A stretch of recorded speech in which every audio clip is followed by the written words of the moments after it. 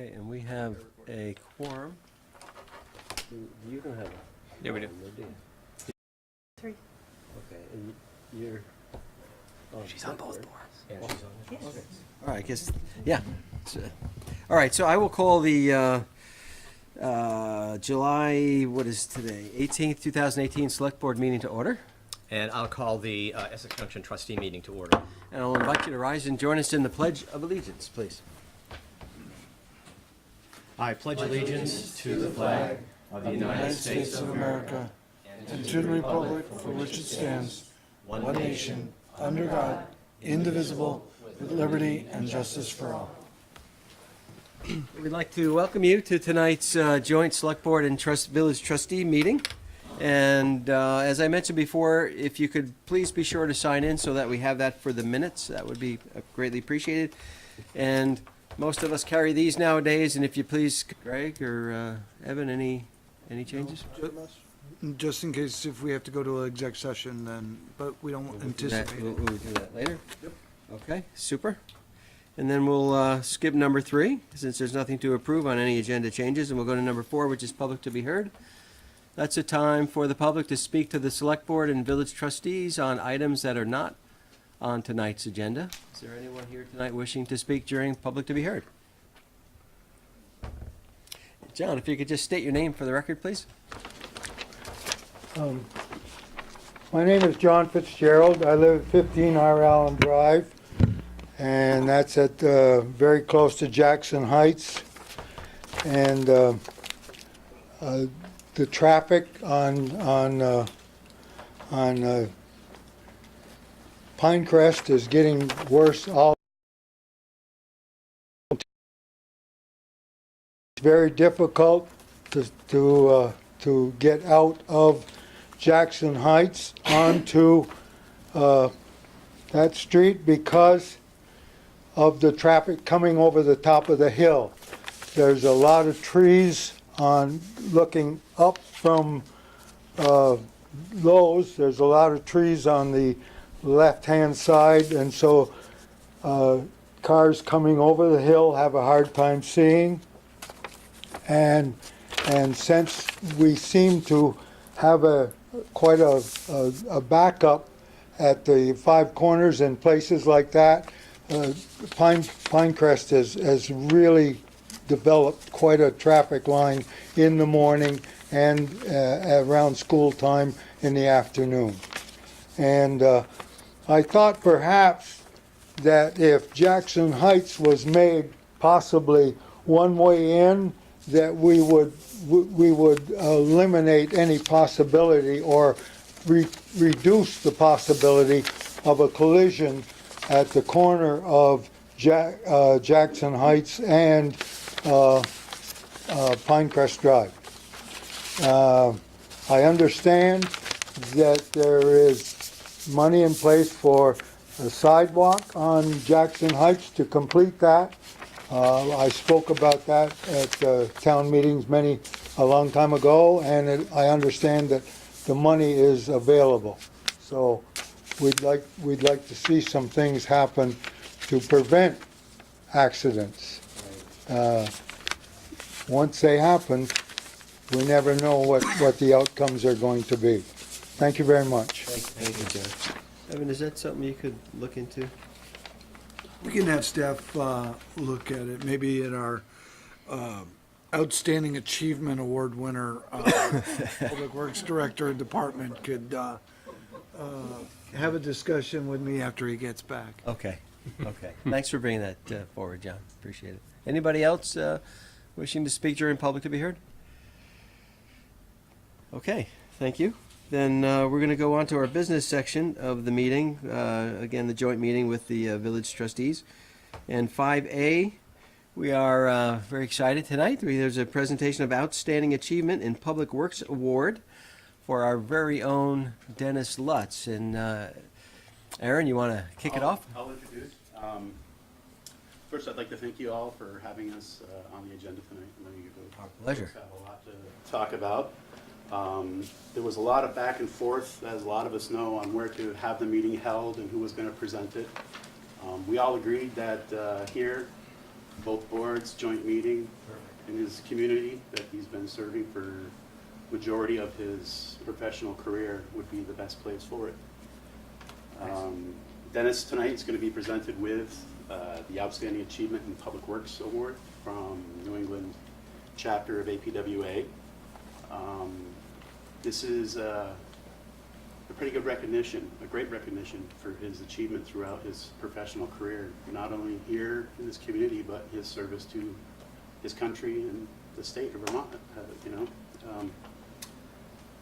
We got Lisa Scheffler here, Assistant Public Works Director for the town of Williston, and our Vermont rep to the Board of Directors for APWA, the New England chapter. Thank you. Thank you, Aaron. Thanks, Aaron. Welcome. Good evening, everyone. Good evening. As Aaron had mentioned, I'm Lisa Scheffler. I'm the Assistant Director of Public Works for the town of Williston, Vermont. And I also serve as a Board of Directors member for the state of Vermont on the New England chapter of APWA. Along with me is Rick Merson, who also is a board member from Massachusetts and a past president for APWA for the New England chapter. Let me just give you a little background of what the New England chapter does. Our mission and purpose, and forgive me for reading this, but I don't have it memorized, but the purposes of this chapter are to cause and share with our community the advancement of the theory and the practice of the design, construction, maintenance, administration, and operation of public works facilities and services, the dissemination of information and expertise, the promotion of improved practices in public works administration, the expectations that all members of public work officials will adhere to high professionalism and ethical standards and the professional and social improvements of its members. That is the New England chapter's mission and purpose. The New England chapter consists of 5 different states through New England: Vermont, New Hampshire, Massachusetts, Rhode Island, and Connecticut. We have approximately 24 board members that are on the board. We sponsor numerous activities throughout the year. We have a spring conference, a summer conference, fall conference, a snow plow conference.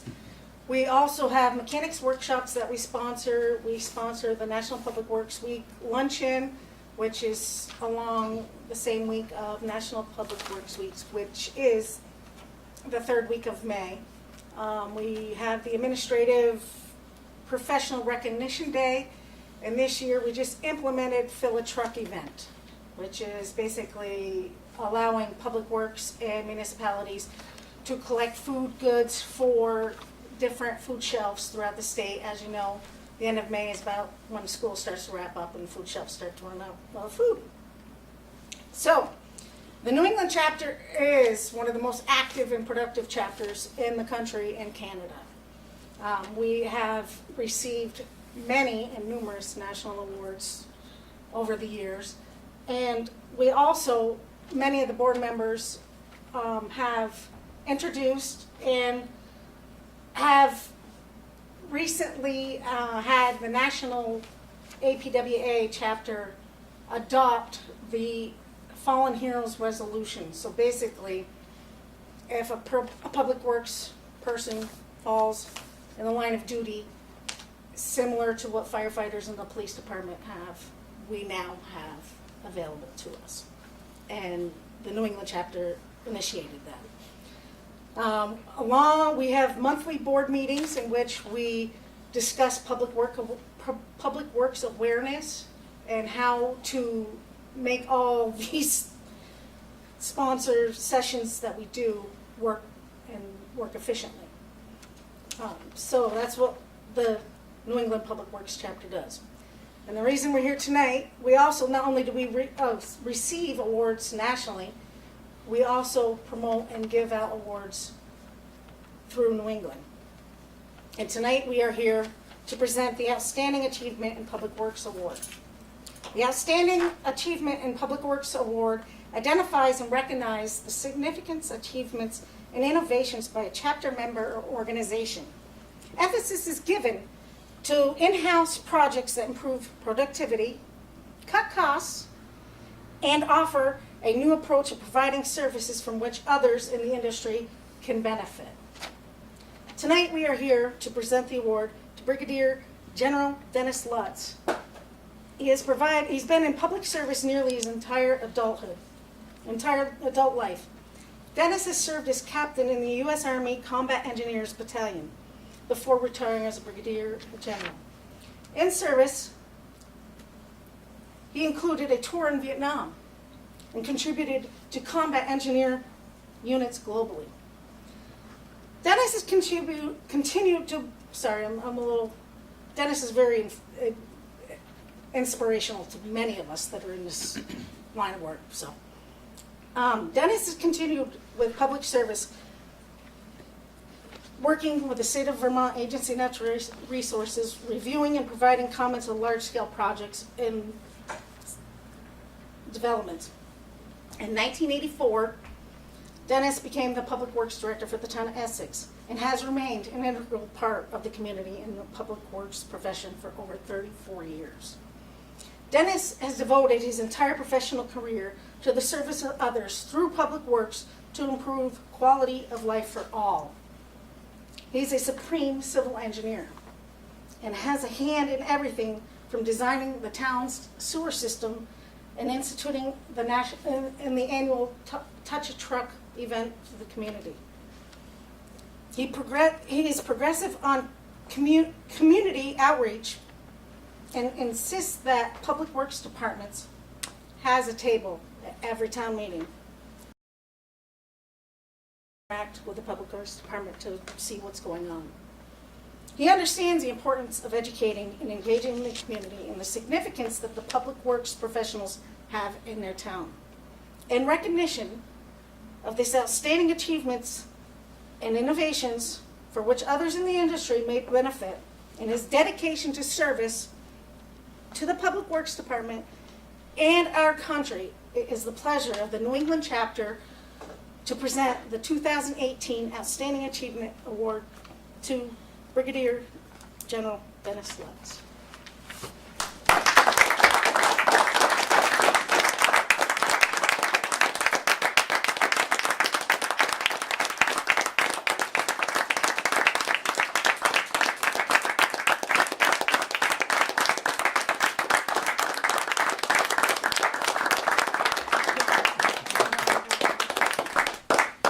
Second, how do I get back here just to take a picture? I don't have an iPhone.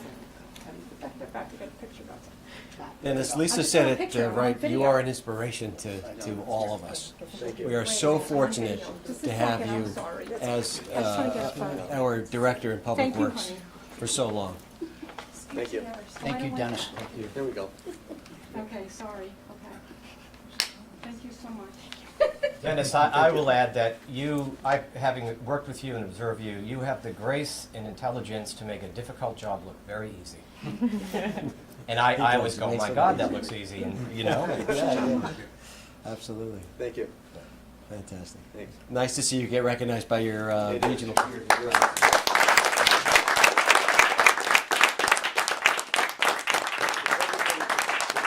I'd just like to make a few words.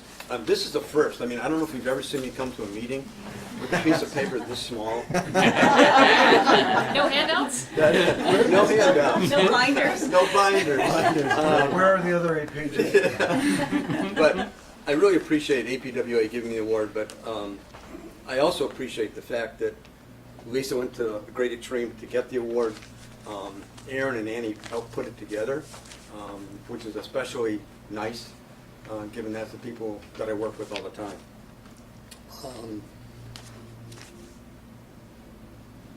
A lot of recognition of what you do, I think, goes back to family. And I'm going to use family in a very broad, generic sense. Obviously, my wife, Carol, very important, very patient. I think looking to, when is this guy really going to retire? But she's been along the road the whole way and backed me up. And it's always easy sometimes to go home after meetings and find a warm, friendly atmosphere that says, hey, you can relax. Whatever happened today, it's a new day tomorrow. But there's another family. There's my military family. There's the Essex family. And the Essex family is large. It's the people. It's the guys I work with. It's the boards. and there's been many, many changes of board members, but, and managers, changes in managers. But along the way, everybody's been supportive. We don't always agree, but I don't expect that we always agree on things. What I would expect is that people would listen and then discuss and come to decisions, and you guys have always done that. So that's really, it's been a pleasure to work. It makes my job easy. I think what I've learned over time is you can't make people happy. You can't make people happy. So the approach has to be, do the right thing. Use your education, use your training, use your intellect to try to do the right thing. And when you do that, sometimes it comes out good, sometimes maybe it doesn't. But I've also taken the approach of never looking backward. There's always a tomorrow.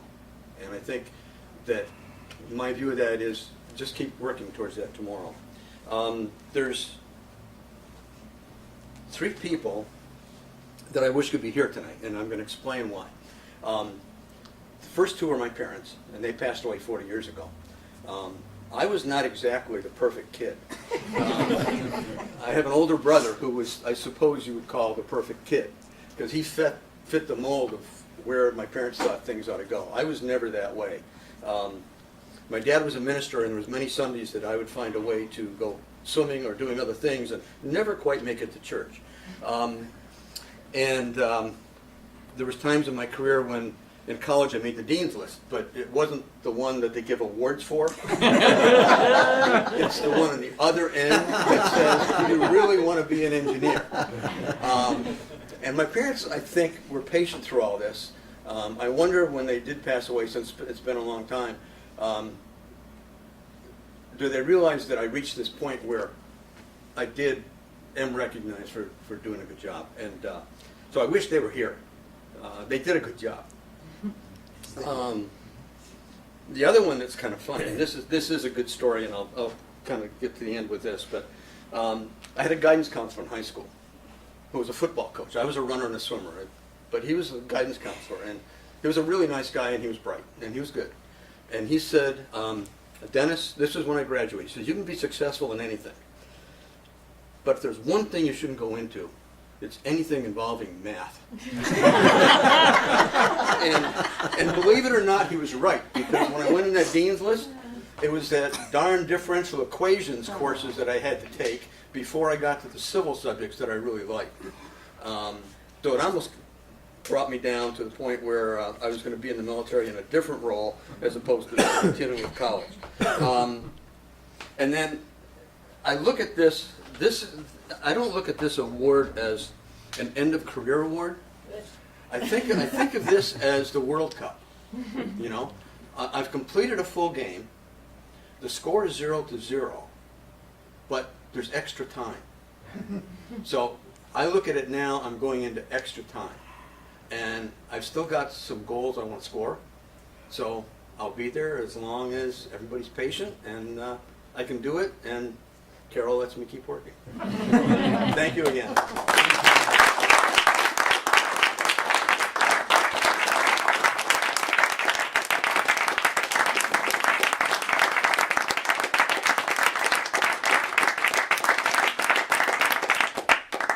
We love you, Dennis. Thank you for presenting that, Lisa. Okay, we're going to move on now to our next item, which is approval of extension of memorandum of agreement for consolidation of public works. And Greg? Yes. So we took the comments that the boards made the last time you saw this at the last joint meeting and had the attorneys review it, once again, make some changes. Nothing huge. Hope you've had a chance to look at the track changes. Basically, we removed the time frame. It was originally looking at 5 fiscal years continuing this. We took that out and put in language to opt out and termination of the agreement. Otherwise, it's in place until things are consolidated at the public works level.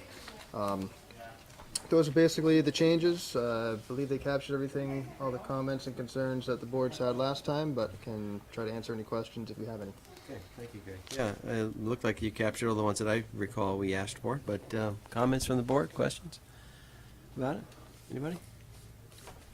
No, they got all the concerns that I had raised, so, yep. Okay, then, I would entertain a motion then. We need to approve it, right? Andy? Oh, sorry. Yep, I move that the Select Board approve Amendment Number 1 to the Memorandum of Agreement between the Town of Essex and the Village of Essex Junction regarding consolidation of public works services. Thank you, Andy. Do I have a second? Second. Thank you, Irene. Any further discussion on approving this memorandum? Okay, hearing none, all those in favor signify by saying aye. Aye. Opposed? Okay, motion passes unanimously. Okay, do I hear a motion from the trustees about the Public Works Agreement? Go ahead. So moved. I'll second.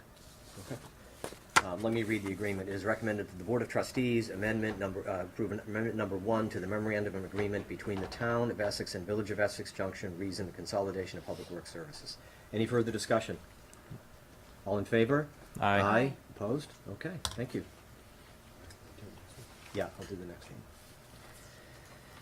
Okay, we are on to finalizing the goals for evaluating our unified manager, Evan, and I'll let you take it, Evan, but let me say where we left this last time is a bit of an explanation, is that as part of the unified manager's contract, we have an agreement between the two boards that we would assign some additional goals besides regular management goals, in addition to his normal duties, to be performed, and we would evaluate him, and there would potentially be compensation for that at the end of his first contract year. And so we were to choose, two boards are supposed to choose a number of goals that would be achievable. And we have whittled it down to, there was a subcommittee that looked into this, and they've whittled it down to a selection. And it's our job tonight, the two boards, to decide which, if any, and all, if we want to, of the goals that we want to assign to Evan. And Evan, I'll let you, do you have anything to add to that? Other than the committee was Andrew Brown, Lori Hutton, Irene Runner, and Michael Pligman. And so I was more of the, it's in the packet, I would defer to the committee. Right. Maybe if they wish, but the other topic was, previous to that, the boards had adopted SMART goals as the primary driver of that. So they tried to put these into a framework of some measurability, et cetera. And they did try to meet, they met at least once, they tried to meet again to do some final work with this deadline, but with their very busy schedules, they couldn't meet a second time. So I would suggest maybe take a look at the 8, I believe there's 8 potential goals, and decide if you want to adopt all 8 or some number, something manageable, and that by my contract, you're supposed to do an evaluation on my anniversary, which is at the end of February, which probably means you're going to want to do this in January or try the beginning and have it at the second meetings of February. Just give you a timeline. And then the committee talked about how to continue a timeline of doing this in a timely manner. Maybe if there's anyone, Irene or Mike or Andrew, do you want to add anything to this? Any other stuff that you want to add, insight about this? Other than we started with a much longer list than what you see here. Okay. I think Evan did a great job recapping. Okay. I have nothing new to offer. Okay. I will only observe that, as Evan just mentioned, there's a lot going on, and 8 goals, it seems to be quite a bit. And I think we had originally kicked around the idea of 3. Or there was some suggestion of each board would select 2 and then would have one specific goal. But I would just, my own observation would be to try to narrow this list. I'll sort of open the floor to discussion about how we should proceed with this. But I would like to suggest that we might want to wrap this up tonight and not have it continue. If I could just make a suggestion, there are two on here that personally I think may get taken care of. Take it away. So 6, I believe we're taking care of tonight. Mm-hmm. So we could probably cross that off the list since it'll already be accomplished. Yep. Well done, Evan. For the record, thank you. Number 7, my understanding is that this will likely happen contractually with the consultant. Yep. And so whether that's something that we should hold Evan responsible for versus it's a contract, Yep. maybe that's another one that could just come off. So then we could dwindle this down from what was 8 to now being 6. Yep, agreed. And I would add that in looking at this, the village has a bike walk committee.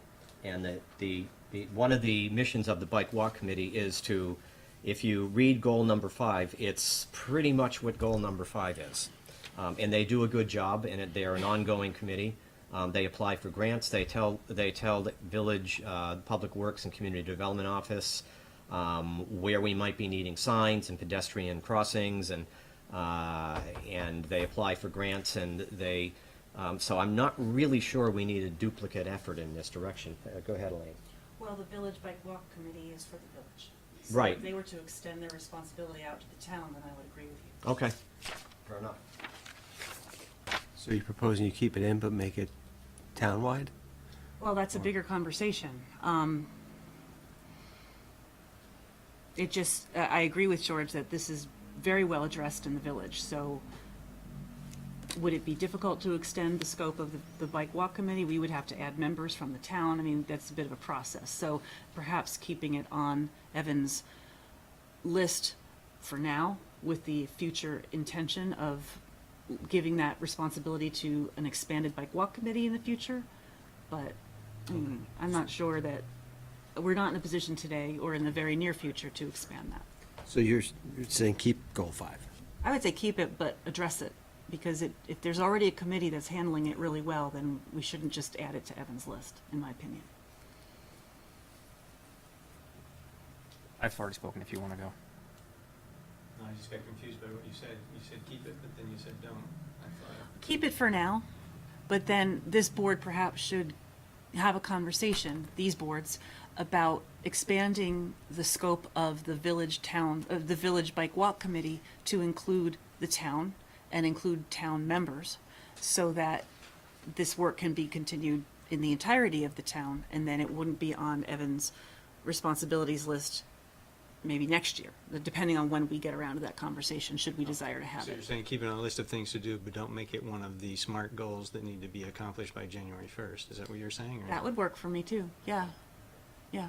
So it's still an important thing to do. It's still an It may important not thing be to do. appropriate to put on the immediate list. Right, I agree with that. yeah. I also look at goal number 8. We're sort of doing this, I mean, this is sort of in the overall work of what Evan and Greg are looking into right now. I think that development review is a big project because that involves a lot of the mechanics of the planning commissions and the community development offices that have differences between the village and the town that might be too difficult to align them without doing other structural changes. But hiring, budget, capital plans, I don't know. It seems, Evan, do you think that you're sort of doing this, what number 8 is talking about already? I am, Yeah. which is fine, but I think what I've heard from the boards is you want me to continue that, and I could certainly, and I will, and I have other roles and responsibilities, but I would come back to you with our progress. And it's really about the progress that's made in this, and that it doesn't fall. You know, if you don't stay at it in what we do every day in both organizations, it becomes the 3rd priority or the 5th or the 6th. And I think you're going to want me to keep this higher in that list and keep me and the department heads and the staff motivated to keep that ball rolling. So I think it's something that is worthwhile to keep on not only my radar screen, but your own. Perhaps it would be good to say, And it will ebb and flow. instead of say work to streamline and align, maybe it would be work towards streamlining and aligning, because we're not expecting you to have this done, are we, right, by January 1st of 2019, but rather working towards that process. Mike? Isn't Lauren taking a stab at the budget piece of this later A little on tonight? Piece of it. Yeah. So why not structure number 8 kind of along the line of where you're going, but perhaps start with budget, keep the others on the list with the idea that it will be an ongoing and perhaps a longer term.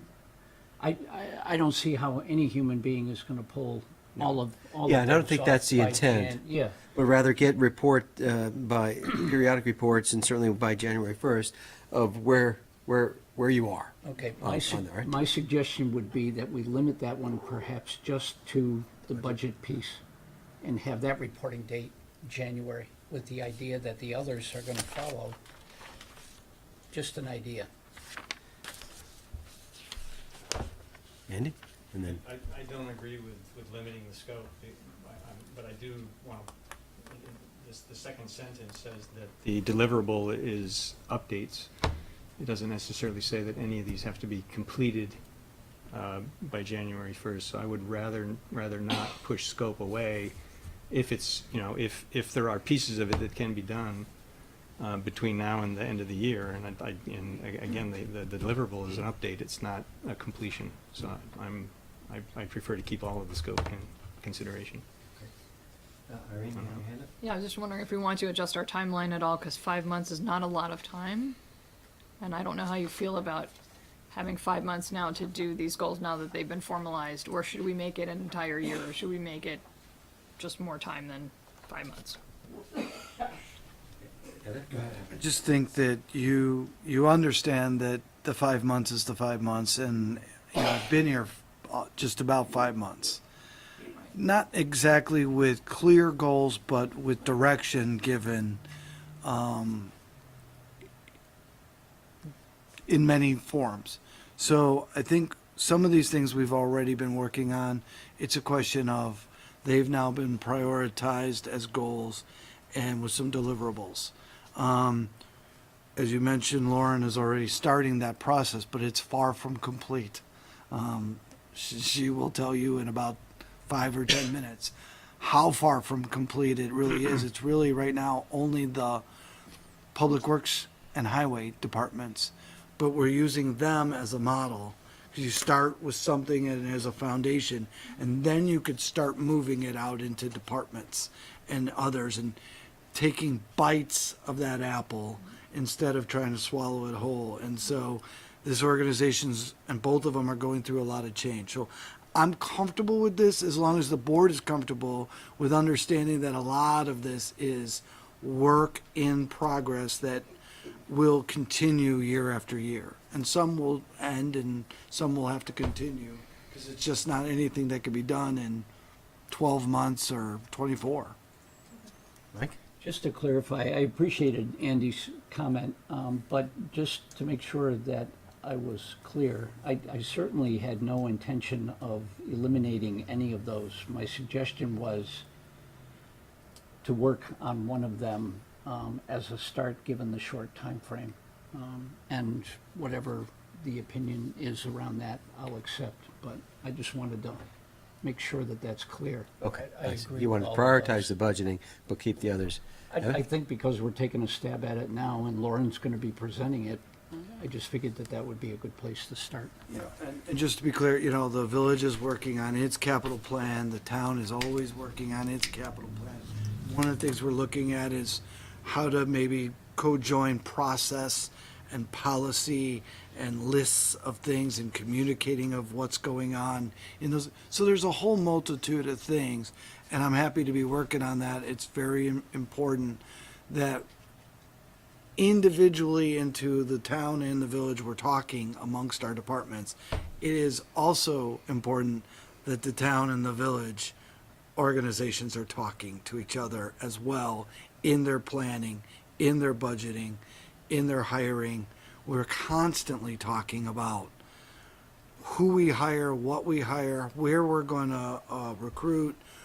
You know, can we look at a position differently? What do we need today and what are we looking at in the future? Both together. So it's something that goes on, but it's not codified in any process yet. You're saying that they're all sort of moving forward at the same time. But they're not codified.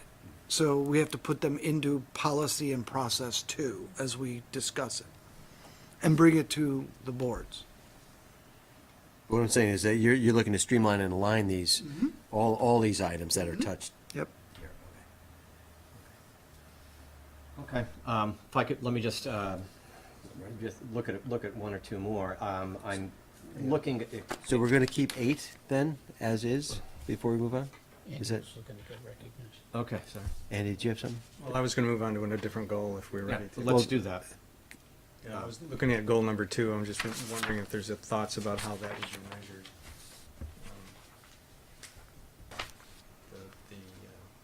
It's like community outreach. Since M is measurable Yeah, in the SMART. yeah, so I don't know if the folks in the community can comment how we measure that. My understanding of this is, was a community strategy done or not? So the measuring is that develop a community strategy, with a goal of increasing residents' hearing or understanding of the message. So what is a strategy? Has that been developed? And if it has, it's happened. And if it has, then it hasn't been met. So if I could expand on that, the strategy would develop measures based on how it's implemented. And Right. so the measure for Evan is, did he make a plan? Right. Mm-hmm. Okay. Yes. That's my understanding. If anyone else No, from the committee feels otherwise, let me know. no, I think that was clear. Anyone else? I just had another observation about goal number 4. My only thought about this is this involves another party over whom we have no control. And it doesn't mean that Essex Westford School District doesn't want to be friendly with us, but they may not necessarily have the time or the resources or the capacity. So you'd be asking Evan to do something which may not be within his power to do. I'm a little concerned about putting that as a goal. Other than he could provide a list of phone calls and emails he sent that didn't get responded to, but I'm not really sure that's my own thought about this as a goal. Yeah, I was kind of surprised to see that on there as a goal, although I think it's important that we do work with them Yeah, on absolutely. affordable housing, for example, as I mentioned before, and probably the space study that's going to be kicked off might want to touch base with them too. But I don't know if we need a liaison identified. I mean, I'm just thinking that come January, we're going to sit at this table, or we're going to sit at the other table in Lincoln Hall, and we're going to go say, okay, goal number 1, goal number 2, goal number 2. How did you do? Did he achieve it? Did he succeed? And what are we going to look at? How are we going to say, yes, Evan achieved this goal? And so that's how I'm looking at each one of these. And this particular one looks like, I'm not really sure how we would assess this. I'm not sure what the next steps are once we actually get to the evaluation process. Do we give a grade on a scale of 1 to 5? So if, for example, in goal 4, if Evan's best efforts aren't answered and nothing happens, then I would say that's just a neutral thing that we don't grade because it didn't happen. We might just Or you need to give 'em- worry about that when we get there. Okay. You give them an A for effort, and if they don't want to play, then they don't want to play. Which is probably not going to happen. So are we saying keep that as a goal? Yeah. Andy? I'm not in favor of it because it's not clear to me what the end is. What's the purpose? If he calls up the chair of the school board and he says, well, sure, we could do that, but why? What's the answer to why? I think I think we need to have more meat to it before we make it a critical goal for our limited resources. So I would not. Qualitative, what's a good relationship? That's kind of hard, subjective to say. We have a good relationship with each other. Let's hear from the subcommittee. Maybe Yep. they have something they could fill in for us. Irene?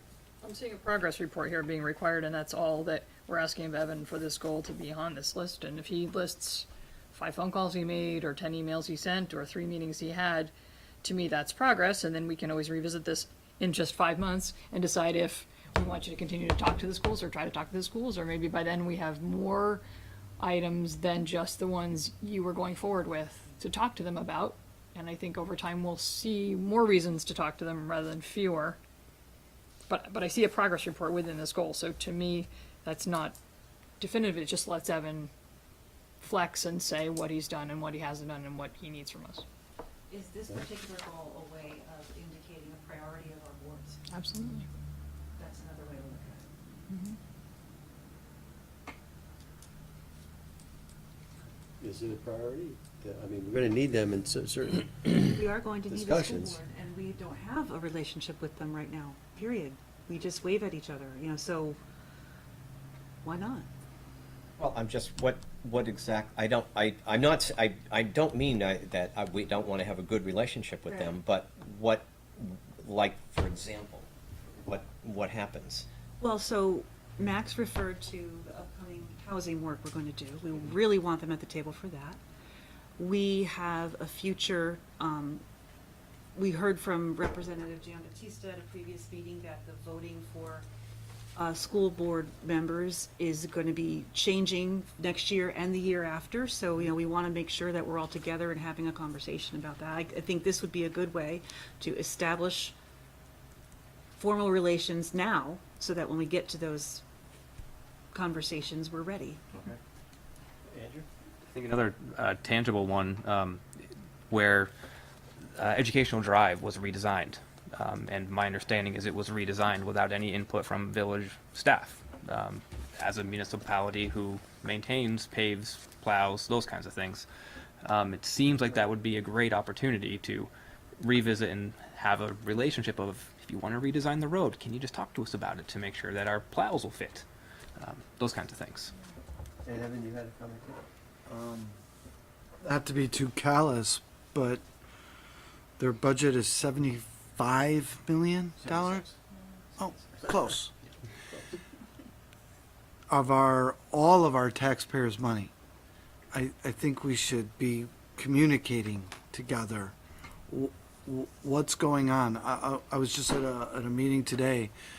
Believe it or not, we're having a hard time filling public works jobs and other jobs in this area, not just Essex, but in other areas. And, not everybody goes to college, not everyone goes to Ivy League, not everybody goes, and our schools, both at high school level, technical college and others, providing skill sets for jobs that we need to fill in this area. And one of them is public works, police officers is another. So I wouldn't mind a conversation with the schools as to how we can work together. We have land issues together. We have traffic issues together. They have a busing plan that they keep saying that they are working on that is going to change the village more so than the town, because the town already has a lot of busing, but they can't find bus drivers. And I think that's good. And we have about 4 months.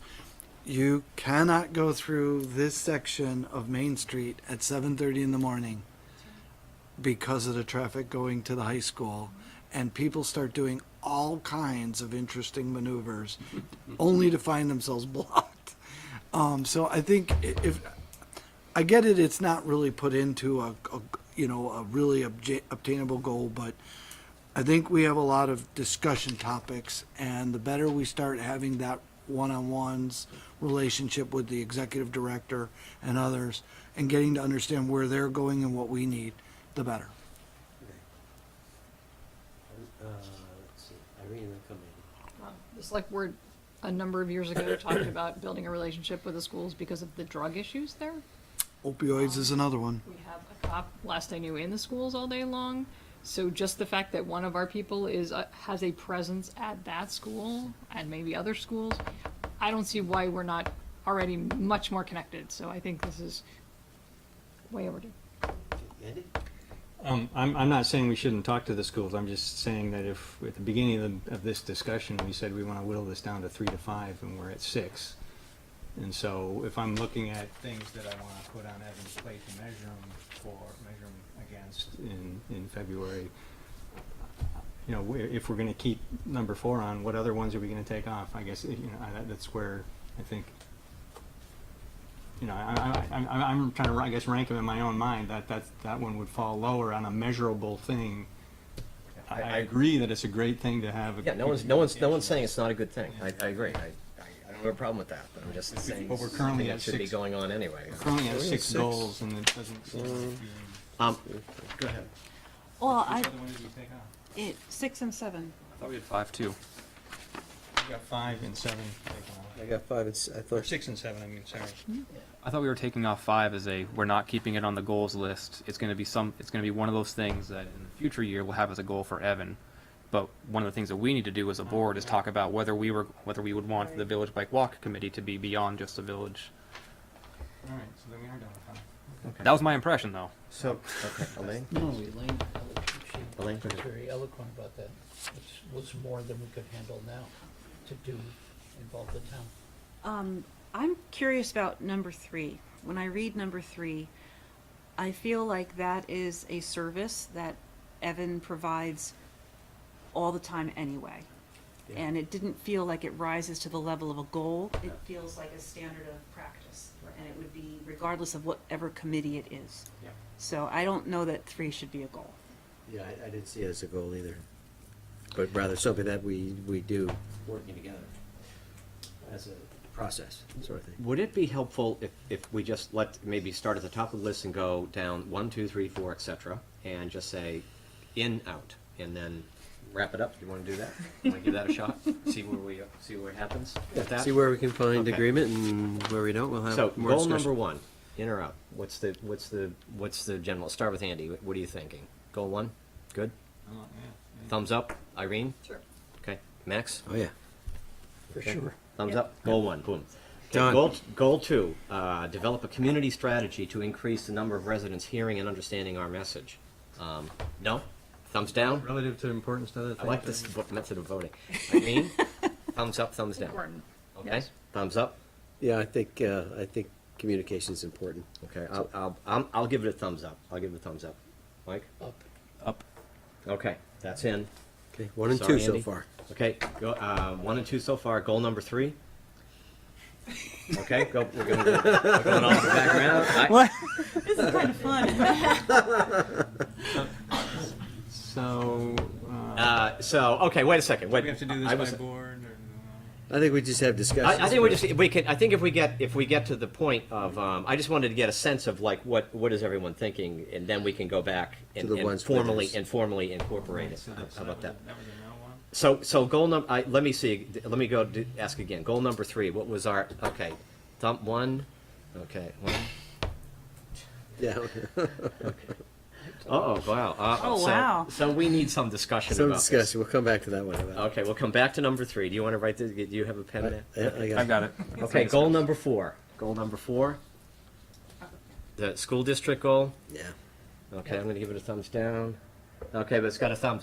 We're outvoted, Andy. Okay, so the goal number 4 is staying in. Okay, goal number 5: develop a comprehensive village town plan and policies to address pedestrian safety. We're gonna. Well, that's not going to be a goal, but we want the town the select board needs to look into whether you want this done or not. The village has been doing this for a while, but you might want to do something about this. Okay, goal number 6. We've done that already, so that's not a goal. Goal number 7, select board is doing that one. And goal number 8, I'm a little confused of where that is. It's sort of like goal number 1, but not exactly. Is that we're keeping that in? Thumbs up? Well, it's a little different than. It's a little different. than 1. It's a little Yeah, different. Yeah, because one's working on things we're already doing, and I think the other is ones that we haven't done yet. Right, that's what 8 is. Ones we haven't done yet. So Okay. I'm for that one. I'm up with 8. So we're up with it? Yeah. We're generally up? Okay, I think we got enough thumbs up that that's staying in there. So the one that's debatable, I hope someone was writing all these down. Will you Yeah, read we them? have 1, 2, Three's 4, the and only- 8. Yeah, Okay. 3 is the only one we still need to So discuss. 3, we need to go back over that. And thoughts? From my recollection of our committee's discussion, I gotta make sure I'm on the right number here. The point of 3 is that it's something we want to see continue to happen, and in many ways is an expectation of Evan's job, but it's something we want to ensure is continuing to happen. And so it's a goal that we want to make sure that this does not discontinue. Okay. And the metrics for that? That would probably. That's a good question. I think that could probably be strengthened. But what, as to, and maybe as Elaine was talking about before, with how do we actually evaluate this? Maybe it's how do we feel? Do we feel we had the staff support that we needed in order to do the work that we wanted to do? So, to my way of thinking, that last sentence is really the crux of the whole thing. The boards are ultimately responsible for discussing governance. The goal of the manager is to facilitate the process and provide the needed resources. It would seem to me that the people working on the governance are going to be in the best position to tell us whether that goal has been met or not. Sure. I mean, they're on the front lines. So whether it won't be all of us, but it will be that committee that's working on governance. Okay. To my way of thinking, that's about as measurable as you're going to get that one, because of the fact that it's a little bit nebulous to begin with. I think we're all in agreement, it's part of his job description, but I think the importance that we've attached to the governance issue makes it a reasonable goal. Okay. Evan? What are your thoughts on that one? Is it a little bit scary? I look kind of nebulous. You guys are having a great discussion. You go at it. Andy? I'm going to change my vote because I think this sounds more like a select board and trustee goal than a town manager. Than a On number 3. Yeah, this is our problem, not his. I mean, we've had issues with even being able to schedule meetings, and if we can't use that as an excuse for him to fail, you know, if none of us are available to have a meeting, it's not Evan's fault. So you know, that's just an example, but I'm willing to change my vote on this one. Elaine, give your thumbs down. Irene? I'm okay with taking it off. Taking it off? Okay. I said no. I don't know. I'm just a bystander. I know. I'm I, not well, on you, the- I'm not well, on but the you committee. defended it very, very eloquently, Mike. But so you almost persuaded me, but I still think I'm gonna. It sounds, it's got a little bit too much of a flavor of what the manager should be doing anyway for me. But I appreciate your words. Sure. Andrew? I would like to keep it on, but I'm happy to lose out on this. Okay. I'm not happy to, but I'll accept that I lose out on it. Yeah, that's better. Okay. So where are we? Okay. So if we agree that 3 is off, then we agree to goal 1, 2, 4, and 8. Does that agree with everybody? Okay. Okay. 3 and 5 are select board. 5 is select board. 3 is select board, village board. Yeah. Yes. And 6 is done. Should we even get So 7 will be done. we should probably vote. Yeah, so we need to have a motion from both boards. Yeah. So, anybody want to? Give it a go. Andy had his hand up. Andy, go for it if you All like. right, I move that the select board, the select board, I don't know, what's the right word here? Oh, accept or adopt, Assign. assign? I would, Sign these goals. We're gonna Yeah. assign goals. Assign goals 1, 2, 4, and 8 from the SMART Goals for Unified Manager list Okay. dated June 21, 2018. Thank you. Do I have a second? Okay, any further discussion about, what was the word? Assigning these 4 goals for the, for Evan? Okay, hearing none, all those in favor signify by saying aye. Aye. Aye. Okay, motion passes Do I hear a unanimously. motion from the trustees? I'll move the same motion that Andy did, except replace select board with trustees. All right. Do I hear a second? Second. Okay. Any further discussion? All in favor? Aye. Aye. Opposed? Okay, passes. Evan? Can I be excused? I have a lot of work to do. Um, All right. And I think I'll stay. we probably need to learn from this year and do it a little bit different next year. Yeah, yeah. Okay. We were a little overly ambitious, I think, and didn't allow ourselves enough time to really think about this too. It required a little bit more time, I think, than that seems to me. But sleep well tonight, Evan. Sleep well. All right, so Have a great staff. we'll move on to business item 5D, which is, we'll get an update on how Evan's doing on goal number 8, which is discussion of budget process and alignment. Take it away, Lauren. Lauren. Okay, so we're working on aligning our budgets, and the first thing we are going to do is get the foundation documents the same, and Sarah is working on that, so that our department heads get similar forms to fill out, and that we give them out at the same time and get that aligned between the two entities. So that's the first thing that we're doing, and then we decided to start with Public Works because they're already being combined. So Dennis and I sat down and talked about the different line items and what would be the best title, what would be the best thing to put into that line item. And during that discussion, we named some line items and we aligned some items, but we also came across the fact that in the village and the town, we do things very differently. Whereas in the town, a lot of the buildings are taken care of out of the buildings department, whereas in the village, each department takes care of their own building. So we thought that it would be a good idea to change the village so that we had a buildings department in the village that would take care of the buildings for the other departments. So that was the first step, is to get that stuff out of the other departments and also out of the Public Works Department, put it into a buildings department. So in the village, we'd like to turn the Lincoln Hall budget into a buildings department. When you say buildings, I'm sorry to interrupt. Buildings, you mean not like building permits, you're talking the structure. Buildings, like maintenance of buildings, taking care of buildings. And it's really the general fund, those buildings that belong to the general fund, where the wastewater treatment facility would still take care of its pumps and things like that, but buildings might be taken care of, like it's an admin building, that sort of thing would come in under this buildings. Although that's problematic because it's, anyway, we'll have to talk about that. So that was the idea, and then expand the buildings budget in the town to include maintenance of all town buildings. So that we've got a kind of an equal thing on both sides. And then hire a part-time building superintendent to take care of buildings so that we don't have librarians trying to fix sewer leaks and just all kinds of crazy people doing not what their job is, but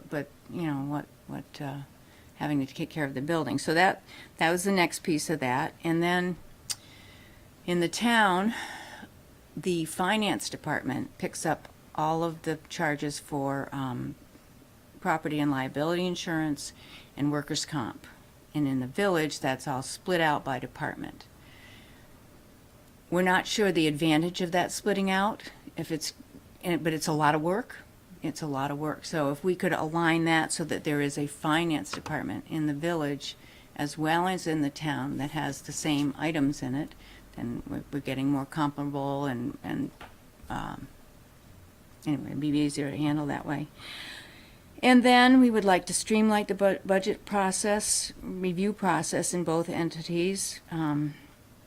So we would like the boards to set their goals early on in the process, so that we present you with a budget that you will be able to accept.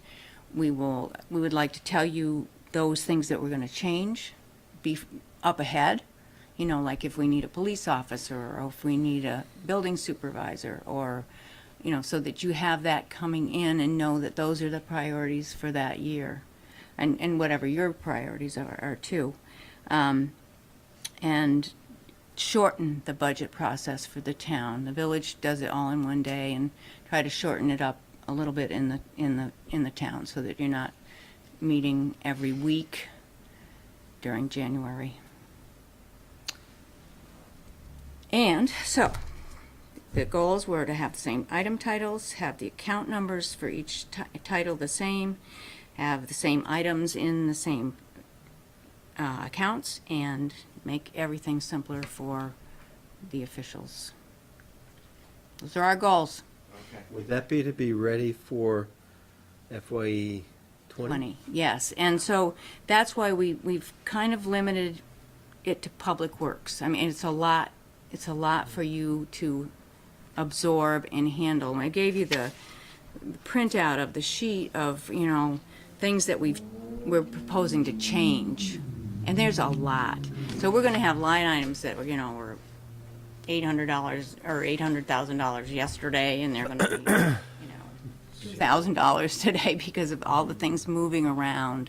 So it's a lot to And you'll need to really keep good log of that, because come village meeting or town meeting, we're gonna need to explain that clearly, Right. because they're gonna see those big numbers change a little or little change, whatever, and we need to be able to Right. articulate that very clearly. So that's why we thought we'd stick with public works, streets, highways, public works. And then the buildings kind of comes off of that, and the finance. Lauren, the only thing, this seems like it's got several different phases. You're talking about the accounting and the line item titles, doing that now in preparation of the upcoming budget we're gonna be looking at in January or in December. But things like expanding the building's budget and creating a finance department, there's not money in the budget this year to do that. So those are things that you're gonna recommend that we do in the upcoming budget. No, it's not really more money. We will be taking those costs out of departments and putting them into a finance department. So for the budget as a whole, there won't be that much change. There's just the usual increases for the insurances. Okay, but you said you wanted to hire a buildings person. That one will Okay, cost I'm a money. little, that's That why I'm a will little be- confused. That one will cost money. So, okay. But that would be a proposal. That's a for the proposal, that's upcoming good, that would be budget coming Right. in the That would be budget. effective July 1 Okay. the following year, as one of the priorities of a staff, saying we have 17, I think we have over 17 structures. Currently, we ask the assistant manager to take care of this building and/or the IT director. Was it yesterday you were up on the roof with the IT director, with the roofer, with a can of, with a gun with caulk because we have a leak? No offense, he's a nice man. I don't think he knows anything about roofing any more than I know anything about roofing. But he's got experience now after. On your resume. Gotta climb a ladder and not fall off a roof. He knows how to caulk to find those holes now. Important And skills. And no offense, I don't ask much of my library directors to deal with sewer problems. When we ask, see, that's different. In the village, we ask. Yes, them. you We So, want them in, the road. and then we, again, with all of this, not only, so do we spend a lot of time of our department heads and assistant managers waiting around for contractors and trying to figure out why they're, what we need, what we're doing and stuff. We also want to have somebody who can centralize our contracts. We have 17 buildings, we have 17 HVAC systems, we have 17 roofs, we have 17 I don't know how many electricians we use, but we use at least 3 different electricians in our different buildings. We want to standardize our contracts, know who we're dealing with, get our warranties in line. The roof, guess what? Don't know if our roof is under warranty because certain issues may have occurred and that violated the warranty. Like caulking on the roof, perhaps. Like removing snow. That may have contributed to the leak, which we don't agree to, but that's what their claim is. Except who went up there? I don't Greg. think. So, and we don't, by the way, we also don't want employees up on our roofs and in certain places that aren't trained to be up there. You might get better pricing too on the You electricians. might, and you'll the certainly HVAC. get better, and you'll have better control over what is occurring.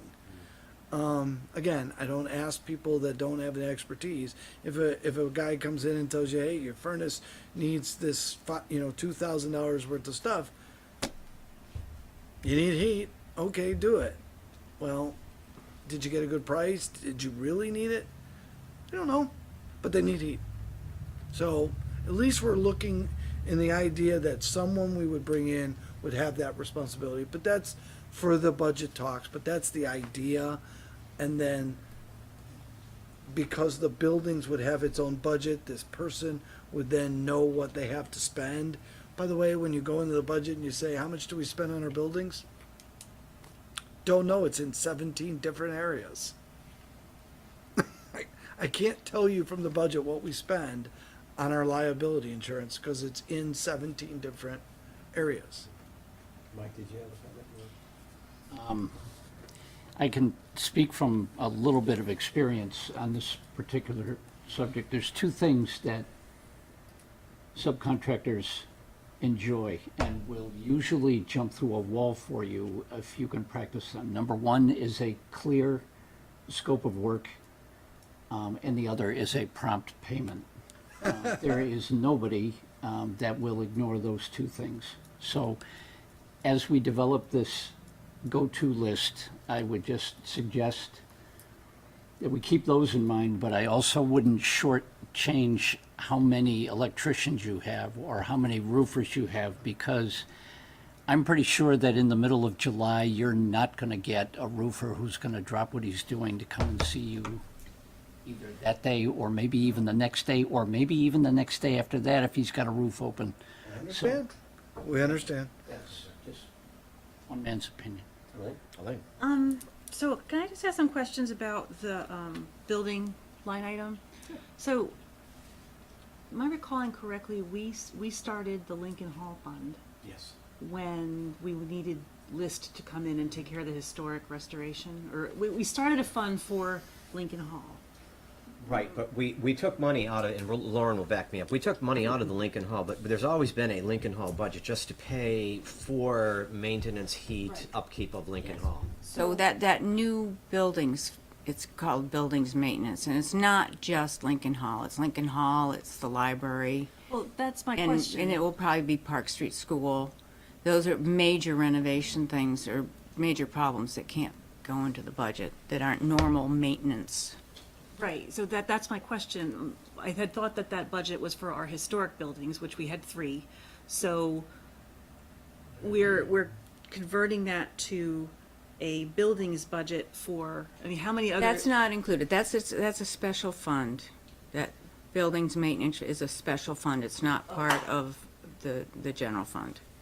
The Lincoln Hall budget is part of the general fund, and it pays for the heat and the electric and the normal maintenance, cleaning, that kind of thing. So we still have a separate fund for those 3 historic buildings? We do. Okay. Does the town have a similar budget for, line item for historic structures of any kind? They have some money in capital for, like, the Memorial Hall and the library. They're Water doing towers, the maintenance in the library. So are those buildings budgets going to be aligned?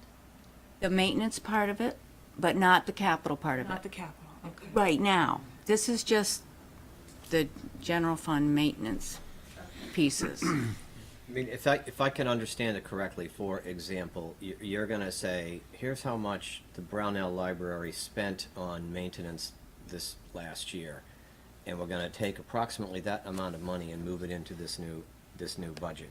Yeah, my thought is to have a line item that says Buildings maintenance, and then have sub-line items, Gotcha. which we would all see, but for the budget that we put in the paper or in the annual report, it would be rolled into one. Gotcha. But then we would have that information available. So you're expanding one budget, which always takes our breath away, because we Right. don't like to see things expand, budgets. we'd like them to always be shrinking, but you're contracting other budgets. So Correct. there'll be no net. Except for the new position. The new if position we is a have- different new issue. part-time. Need Or to- salary increase or. Right. That would be out of the town general fund. If It would be paid for by both, I think, by both municipalities, that salary. I mean, that's Talk about it. debatable, I don't know. A follow-up question would be, is part-time enough? Should it be a full-time buildings person? Let Evan address that. Evan? Oh, I didn't know if you want me to. Oh, yeah, we can I- answer that question later. I mean, Yeah. just- Yeah. My first inclination is to try to start it as part-time to get into how much and see it and make sure that we have enough hours. I would almost be convinced that ultimately it might be full-time if it were both communities' buildings. But I like to start small, see what could be done. It's, he left already. Dennis is like, can the person plow? I don't know. I've never, I haven't, That's we on haven't the done a job job description. description yet, Dennis. But if he can plow, I'm in.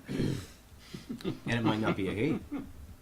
So you might see some, it start as, or the idea of it starting as a part-time position, and maybe wouldn't be surprised that over time you might start seeing, mission creep. Like we had someone just like this in my other job, and he was great. He did a bunch of things for us, the library, public works. Occasionally he went over even to the fire district if they needed something. And then he started plowing our lot. He never plowed our lot before. Our police department was with us in a different side of the building. And our public works, we got him a pickup truck, put a plow on it. And we used to have to bring a public works street plow to come in and do our lots. And it was inefficient. And when we said, hey, if we give him and he did ours, the library's lot, the fire department's lot, our transportation lot, which was Metra, and Public Works got to deal with streets. And that's what we did, and everybody was happy. By the way, the library was a district, fire district was a district, and all, but we worked it out, and we traded services all the time. Andy?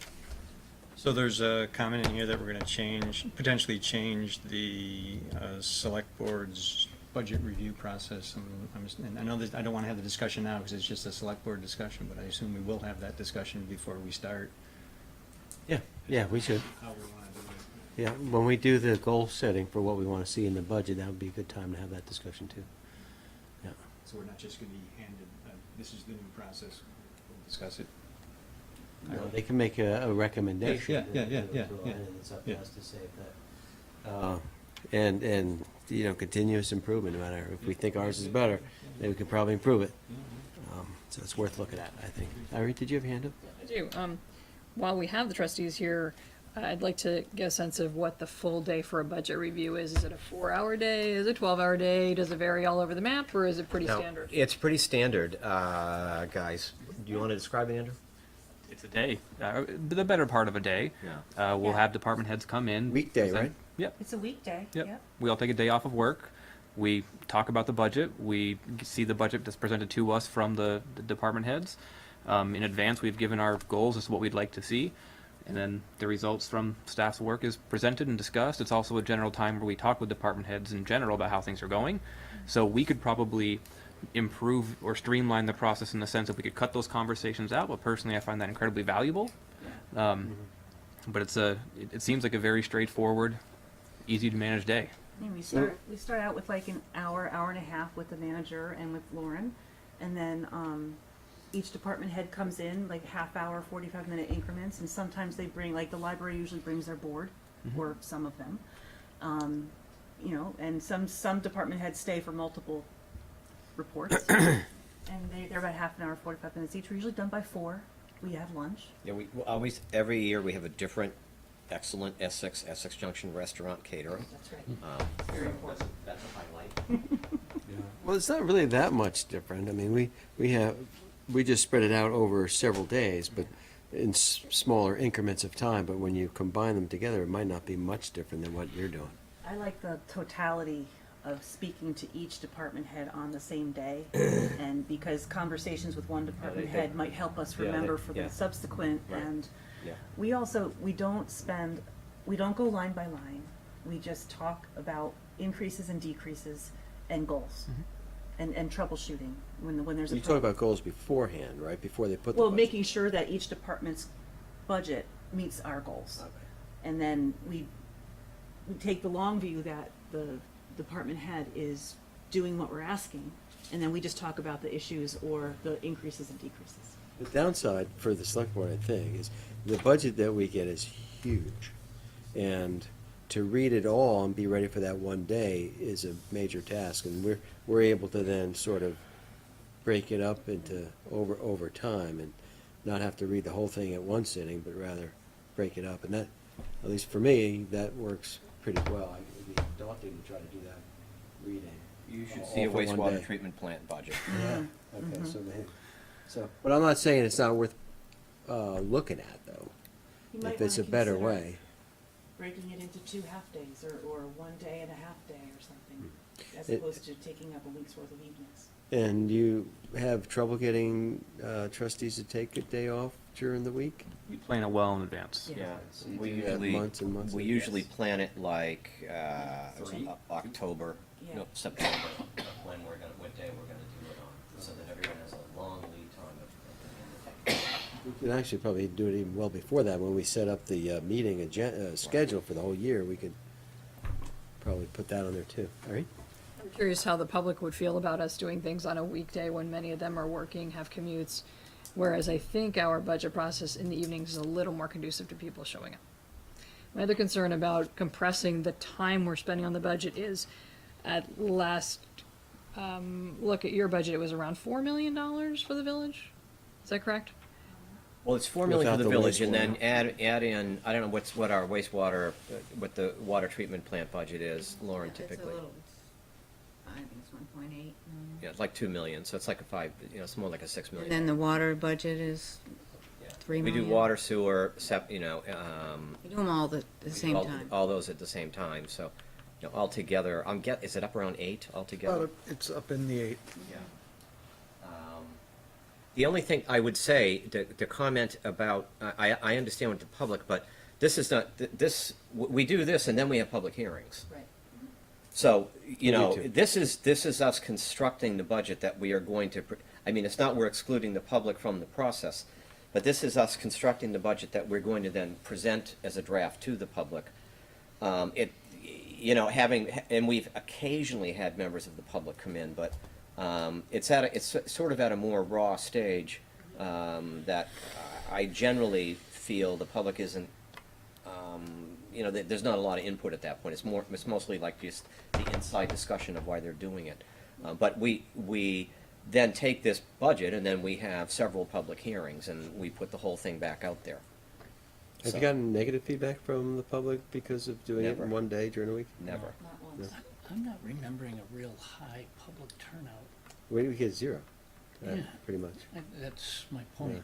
But what we say to people is, if you want something, come to us during the budget season. So if we're gonna keep sending that message and we have meetings when people can't attend, I think gotcha. that's a mixed message and not Yep. really encouraging. And I'm also looking at, if we're looking at things that are on par, if you've got a $4 million operating budget for general fund things in the village, and we've got a $14 million budget, those numbers alone tell me, as do the number of departments that each board is considering, that the select board should be having multiple days of similar discussions, which I think we do have multiple days of similar discussions. I don't think our discussions are any different. We're just spreading it out because we have so many more departments and so much more money to consider. So I don't think that saying, because the village does it in one day, the select board could do it in 2. I have a huge problem with that. I would rather spread it out and make sure that our conversations are thoughtful because we're dealing with so much money and so many people. Andy? I think this is a select board discussion that we should Yeah. have in the select Yeah. board meeting and move on to the next topic. Yeah. You gotta get in touch with yourselves and figure this out. But it makes sense to always look at the way we've been doing things and say, can you do it better? And we ought to look at it. But we may not change, but we ought to at least look at it. So, okay. All right. Anything else, Lauren? I you just want- want to say, we wanted you to know what we were thinking about. Yeah, That's big. so that we didn't, we greatly appreciate that. Thank you know. Fantastic. Well, and just, you know, for Lauren's sake and the finance and stuff, when every day, somebody asks, not almost every day, question, oh, okay, where does this go? How much money do I have for this? And it's a fun thing, I guess, for Lauren and her staff. Well, you know, she starts finding it, is it this, is it that, is it, and to be able to just standardize it for ourselves, it's gonna be a lot of work. I'm not gonna sugarcoat it. investment, though, right? I don't think the department heads are gonna like it. They're gonna do it because it needs to get done and we need to get it. But when it gets done and it gets done right and done well, it becomes easier and easier to be able to find things. And with that finding, you're like, we spend what? Wait, we spent, and then you can, once you can get your hands around something, then you can put out RFPs, you can put out things and go get pricing, and you say, wait a minute, we spend $200,000 on fuel, shouldn't we be getting a better price than that, or something like that? Sure. You, Okay, then why don't we move on to 5E? And Evan, that's the presentation of a revised town and village org chart. sure, in your packet is a, idea, that I have. I have currently 18 people that report to me, 18 department heads of varying people, libraries, and alignment, consolidation, planning commission meetings, which are capital planning, budgeting, regional issues, etc. And so everybody would like 5 minutes of my time. And I'd like to give them 5 minutes if it were only 5 minutes. Most of my staff could laugh because when I ask them for 5 minutes, they know it's not 5 minutes. And it's, you know, and so I was looking at ways to be able to give the departments their due and be able to keep myself sane and be able to get to goals and make sure that we're all rowing in the same direction. And one of the things that occurs, like we found out when you try to do meetings with 4 people, try to get 4 people scheduled, and sometimes you're trying to get a message out, and that message tries to get out to 18 people, and it's very unwieldy. And so we were talking about span of control, and sat down with Greg and Lauren about what departments make sense to go under, but through an assistant manager. We can keep an eye on priorities by splitting up the work, but the 3 of us and others coming back together on a weekly, every 2 weeks, going, okay, what's going on in the departments? What's the message? How are we doing? How are you doing? Do you have any issues? And then ultimately, as it happens almost inevitably, something pops up that comes right up to me because it's like, oh, by the way, I spoke to Greg, or Lauren, and we have this issue, and it's a policy decision, and it's going to have ramifications. What do you think, Evan?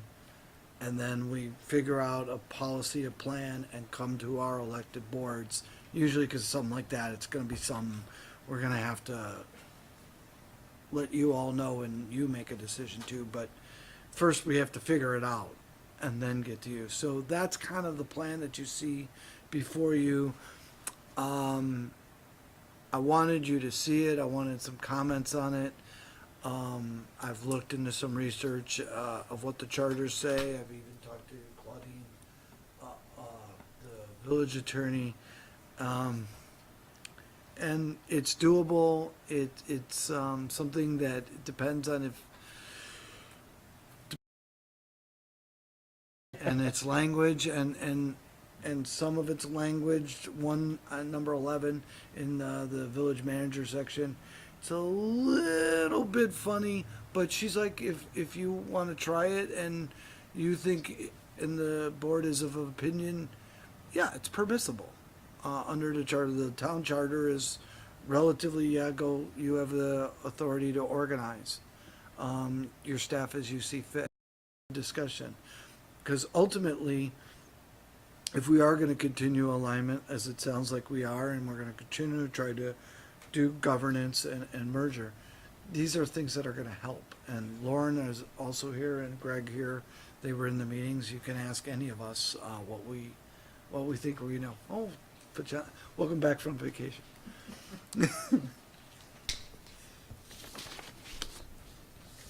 I think it's going to help our workflow. I think it's going to help our department heads focus. I think it's going to help our employees. If you got anything to add. No, it's speaking for myself, it'll be helpful. I took the new position about a year ago, and it's I don't have the 17 people reporting to me, but it's a whole bunch of people coming in and all different things, and I kind of filter stuff up to Evan as need be, but it would help me to have some focus in terms of who am I reporting, who's directly reporting to me, and the organization, just to have, like as Evan said, span of control. An issue in one recreation department is not going to be unique, I don't think. And therefore, if you're going to change a policy in one, you might as well look at changing the policy in both. And it's easier when you have that working relationship and a schedule from which to deal with than trying to keep finding people or talking about them. And so it's a thought. It's, well, I mean, personally, I think we need to be supportive of you internally making the kinds of changes and moving the kinds of moving things around that work for you in order to manage both governments. Yet I mean, I just generally have some broad questions. So if I can just digress, because I had raised an issue. There was something in the village charter. Do you mind? I don't think it's a big deal. I can mention. Yeah, sure. The village charter, when it outlines the manager's responsibilities, says, in my reading of it, is that the manager can delegate his or her authority to manage, supervise village staff to another village employee, but not.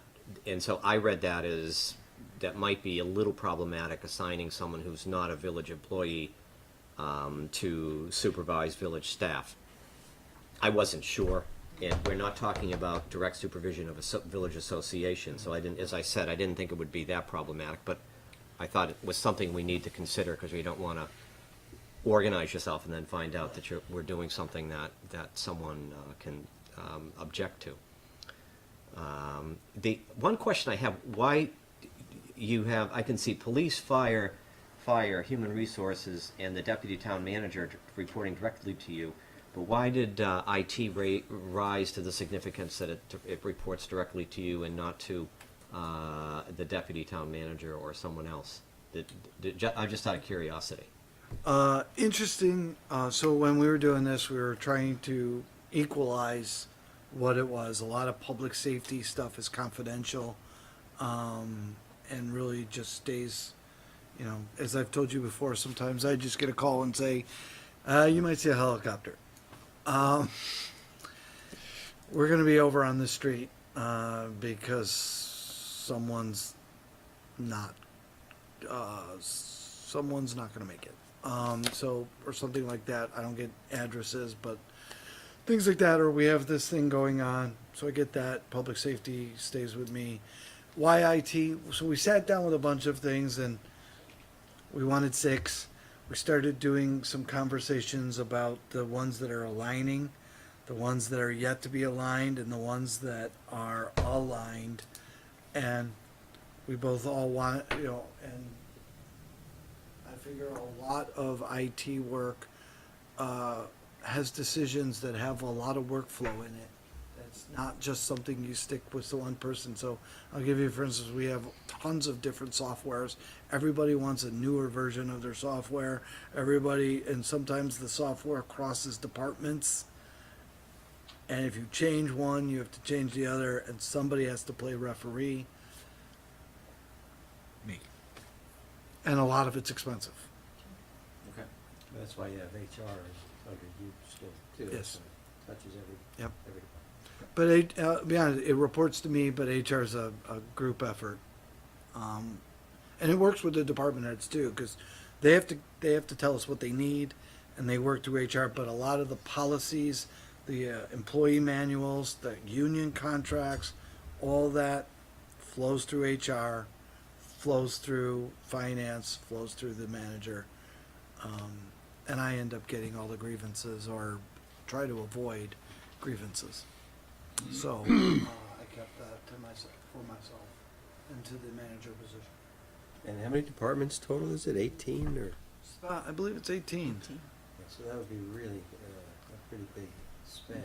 And I keep getting Charles and Charlie, the fire chiefs mixed up.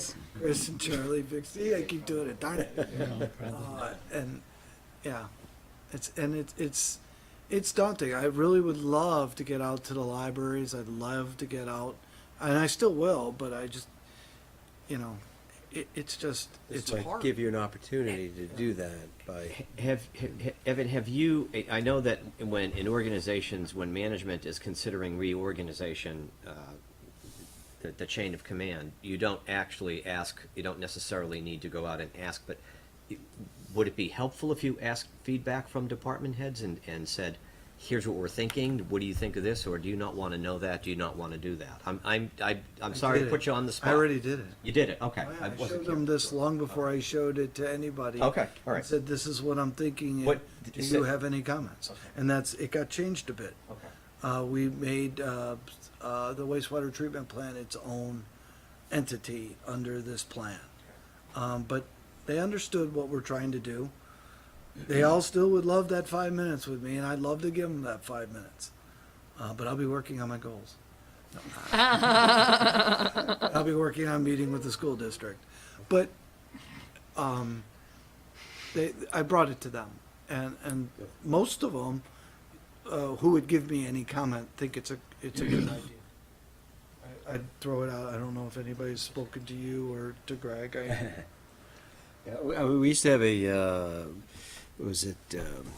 Director of Administrative Services, and we had a bunch of departments under him, under Doug, and then that left and it became really flat again. And so, for me, it makes sense to be able to break it up this way, and it's a great opportunity for Craig to. I will give you one thing that also is not reflected in here. So there's 18 department heads. There's 9 of you that I am responsible to. Sometimes there might be 10 different people that I'm responsible for. That sometimes all you guys want is 5 minutes. And so that pulls me away too. So I'm here for you, and I'm here for the communities. And so being able to disperse some of the day-to-day answers and questions, and I don't want to be the roadblock. I don't want issues waiting for me to get to my emails or that 5 minutes or return a phone call. It could be days, 2 days. These guys will tell you I hate being a day and a half behind on my emails. But today I was in meetings all day. I had a couple of evaluations. I met with the chair and the village president. I went to an association lunch, and I came back and I answered a few emails. Today's Wednesday. That was my day, and it's not always that busy, but it can be. And I don't want to give my departments less. I've got 2 quick things, and one I think, George, is what you were kind of getting towards, with the village department being with village departments being under one union or association being supervised by someone who's not. Is that what you were talking about in terms of making sure that that's Well, allowable yeah, within the I think association? what I'm saying is that the charter says the manager can delegate authority to manage to someone else, but that someone else has to be a village employee. And so I'm a little, it's a little concerning to say the manager can delegate manager authority over village staff to someone who's not village staff. I'm not, but Claudine, and I thought that that's not so, it's not so problematic for me,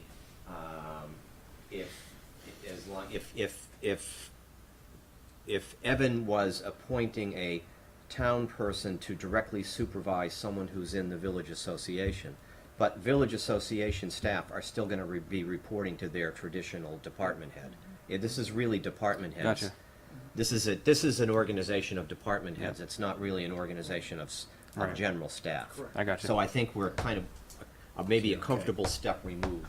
But nevertheless, I did want to raise the issue because it was something that popped out at me looking at the village charter, and I wasn't even looking for it. I was looking for something else. And I said, whoa, wait a second. Thank you for that, and the reminder that this is only department heads. This is not, this is Right, not this any is more just than that, department even though heads. you've said it about a dozen times or so already. Sorry about losing that. My only other thing is what I've seen other communities do, and this is only feedback, please. I don't. The only thing I've seen some communities do is have those departments that are more community oriented, so things like libraries, parks and rec, community development be under one person. Those that are more administrative or operational be under another person. In terms of to make, especially since like parks and rec and libraries, overwhelmingly will contract out for some services, pay for some people to come in and do some things, and to make sure that there's some alignment in those. So that's just only one piece of. Oh, feedback from and folks. I could almost tell you that, you know, hopefully our department, our assistant managers stay a good long time, but I have also seen where when someone leaves, you tailor who reports to whom based upon their skill sets. One of the things we were talking about as we did this is, you know, the development of Mr. Duggan here and, you know, putting public works underneath him. I could tell you from firsthand experience when I've gone for job interviews, one of the first questions they ask you is, what departments have you supervised? They want to know your breadth of who you supervised. If you supervised the chief of police, public works, do you get it? And so when you do these things and you say, yeah, I've, you know, so you might, over the years, you might see a couple of swaps so that people get that experience and other experience.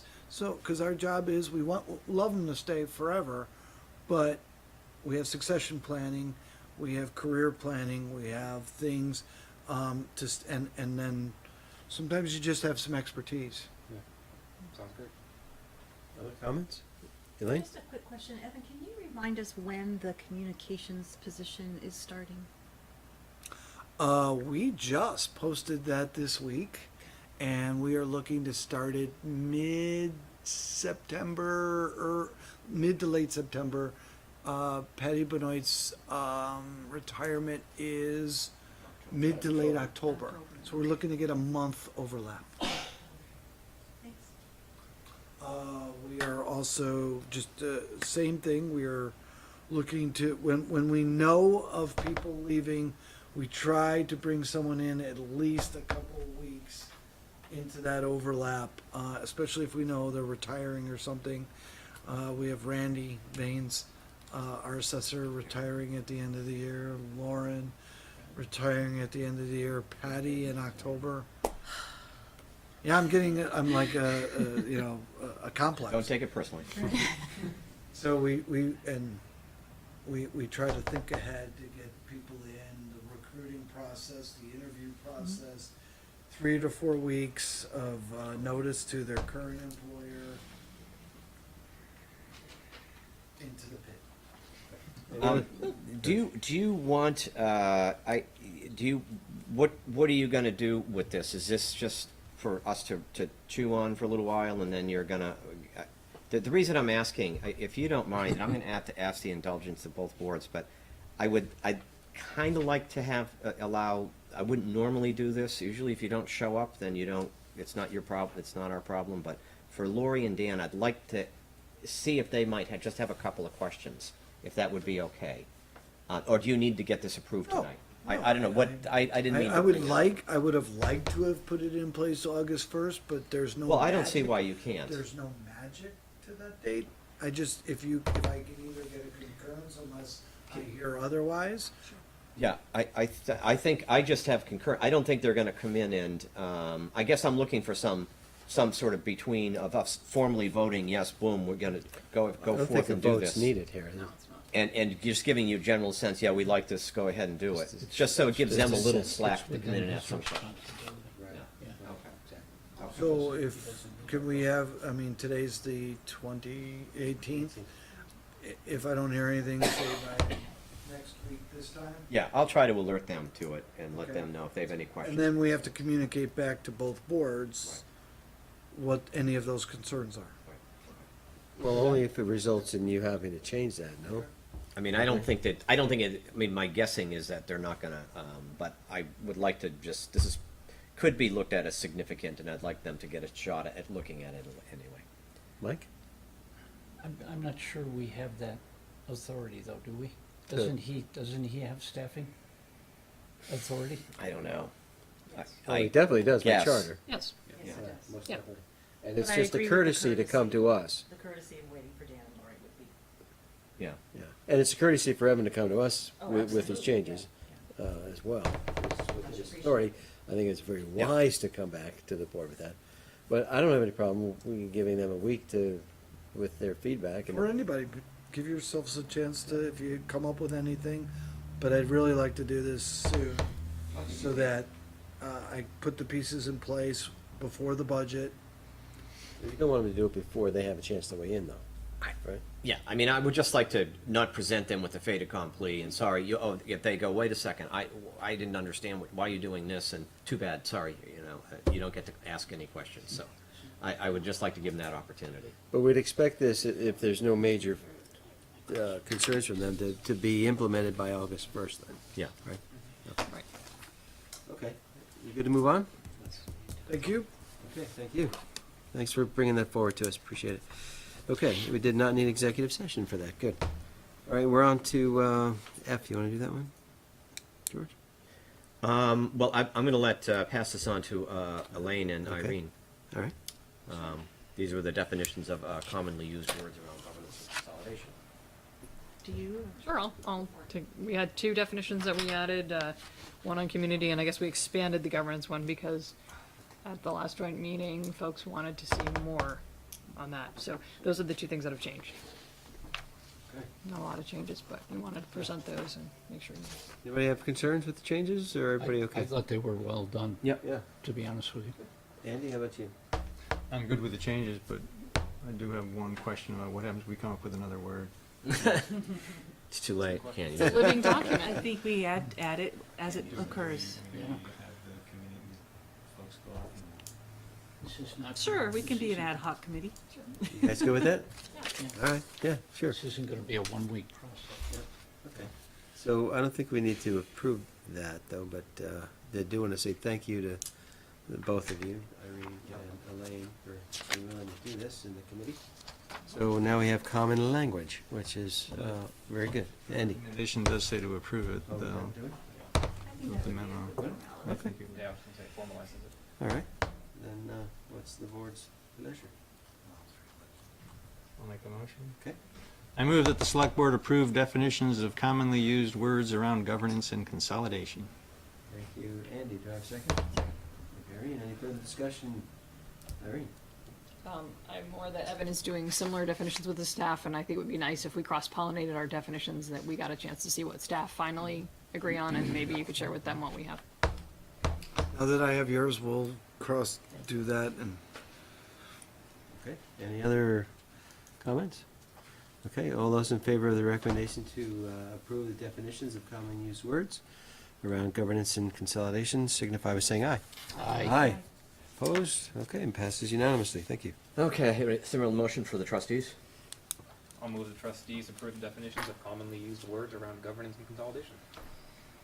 Second. Any further discussion? All in favor? Aye. Aye. Aye. Okay, all right. Moving right along. We're down to the last item. Yep.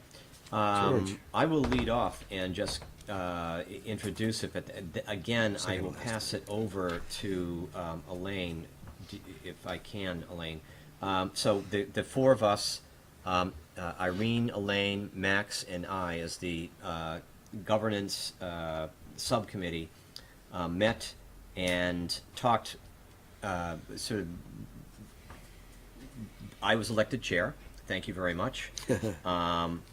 Elaine was elected, appointed as clerk, and she's keeping notes, and she's doing a great job so far. Thank you both. And generally, the overview is that we came up with a number of possible scenarios, theoretical scenarios for governance, reconstruction, reorganization, that all have not all of them, but most of them have associated legal, technical, legislative questions that we will need to have clarified. And we came up with a list, and then we came up with a list of some ideas of what we want to achieve through consolidation, and then we also raised some questions about concerns that we have going forward with consolidation. So that's generally what happened, and then the idea, our next step is to try to meet with VLCT and take advantage of their legal staff to run these questions by them and get their input. And we're not exactly sure where that will lead us, but that seemed like to be the best next step. We're hoping to do that in August, and Elaine was going to try to set up that meeting. The idea would be generally that for our meeting in October, we would have quite a good granular focus on a lot of this stuff to be able to present to the two joint boards on possible different governance scenarios. We're not making any decisions, but we're trying to just sort of eliminate the very obvious things and find out the important legal questions that I think we all would want to know about. So I'll turn it over to Elaine. Do you want to read the scenarios? Do you want me to do that? Yes, please. Okay. And I would only add two things. One is committee members submitted questions that they wanted to answer prior to our meeting to Travis, and then we consolidated them, and I redistributed them amongst the different scenarios that I'll read out for us to continue thinking and to add to. If any board members have additional questions, please forward them to Travis, and he'll get them to us as meeting materials, and we'll continue to work on it. And then I have an appointment on Friday afternoon to chat with Abby Friedman, who is the legal person at VLCT, to ask her to come talk to us. So hopefully I'll have some dates on Friday afternoon that I can share. So we came up with 8 scenarios in the course of the meeting by literally just brainstorming and putting them up on a whiteboard. So we may have missed some, we may have beaten some dead horses, so we're just going to go through and I'll read which ones we come up with. Our first scenario is retain the village board of trustees as long as there are village-specific needs. Create an equivalent town outside the village entity for town outside the village specific needs. Also maintain and expand existing town select board to include the membership of both of the above boards so that the select board has 10 members. And this model would entail 3 separate charters, 1 for each board. So that was the first scenario. And we did not debate extensively any of these. This is just what we came up with. The next scenario is dissolve both the village and town charters and write a new single charter for one community. Form a new board of 5 to 7 members, all elected at large, and create a rural Essex advisory board and a village advisory board, the members of which would be appointed by the elected board. The third scenario is create a single consolidated board, but maintain 2 charters. Each charter would adopt the same amendment to allow this to happen. The fourth scenario, consider overlay districts and whether they apply outside the realm of planning. Fifth scenario, create a single board of 7 to 9 members, create 2 voting districts, village and town outside the village, elect 3 members from the village, 3 from the town outside the village, and 3 at large, or whatever combination to meet the number of board members. The 6th scenario, dissolve the village charter, keep the town charter, and adjust the town select board membership based on geography. The 7th scenario, dissolve the village charter, keep the town charter, maintain a 5-member at-large select board. And the 8th scenario, form a city with a mayor and city council.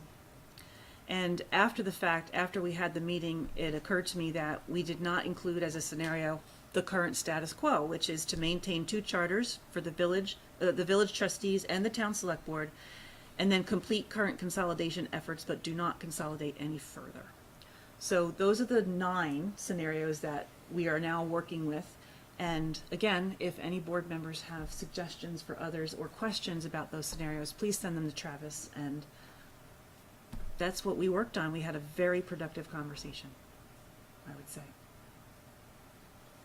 And I think we left it so that we wanted everyone to just put their ideas out there and not internally get into a debate about, it wasn't up to the 4 of us to decide, well, we like this one better than that. We wanted all the ideas to be checked out, particularly at the formative stage, because I'm guessing that probably legal counsel will eliminate some of these. The other idea is that the next step would be, once we get it down, looking at, and Irene, correct me if I'm wrong, once we get the list down to which ones are feasible, acceptable, possible, then we begin to start looking at generally what are advantages and disadvantages. And we kind of looked into a little bit of that, but that would be also a bigger board discussion as well. Any additional thoughts on that? Yeah, we have a separate list of those Yeah. things that we started to generate, which at some point we'll share with you, I think, as Yeah. joint You mean boards. our goal, or what we hope to achieve? Yeah. Yeah. Did that list ever see the light of day and I missed it? This is the first time you're seeing it, because we had just had the meeting last week. Okay, so if you want comments to go to Travis, I'd like to see that reduced to writing, because This is in your packet. It's in the minutes. Where? Oh, excuse me. I'm so sorry. It didn't get into It's the in the minutes. minutes for the meeting, which I sent to Travis, and he had, I'm assuming they've been posted, I haven't checked, but, They're up on the website. they are, okay, so we should have been sending them to all the boards. My apologies for that oversight. Andy? So is the intent not to talk about this tonight? I think we can talk about it. Yeah, I mean, I just wanted to let you know, it's very formative, very loose right now. But go ahead. Yeah. Oh, where to start? I read all 48 town charters over the weekend. There's 13 of them that have provisions with regard to merging with former villages within their boundaries. So there's a bunch of scenarios of ways this has been done. One of the situations that stands out in my view is Hartford, Vermont, which has 5 villages, 4 libraries, 5 cemeteries, 2 water districts, 2 sewer districts, 7 historic districts, and 3 overlay districts, and 1 at-large select board. What's the central authority? Is there a So they also have a downtown district committee. There's a lot of different committees. Each library has its own budget, its own trustee board. So they've got and I understand now why. I think I saw a piece of data a few years ago that said the Hartford town manager was the highest paid town manager in the state. Can I just, I don't mean to interrupt you, but, Yeah. but I go through Hartford. So when I go through Hartford, am I referring to a town or a village? It's White River It's White River Junction. Weechee, Hartford, is it East Hartford or West Hartford? And a town called Wilder. Is the central piece a village or a town? So there's 5 villages and 7 historic districts. So yeah, It's like a galaxy. It is. It's interesting because Quechee is not anywhere near Yeah. White River Junction when you look on the maps, but they're 2 different villages in the same town. And like I said, it's a 7-member select board, 4 of which have 3-member 3-year terms, and the other 3 have 2-year terms, so they're kind of interleaving when they're all elected as well, so there's complex things there. And did you say they were all at large? They're all at large, all at large. And I did not find any of the 13 town charters, which included provisions associated with merging. None of them had regional representation.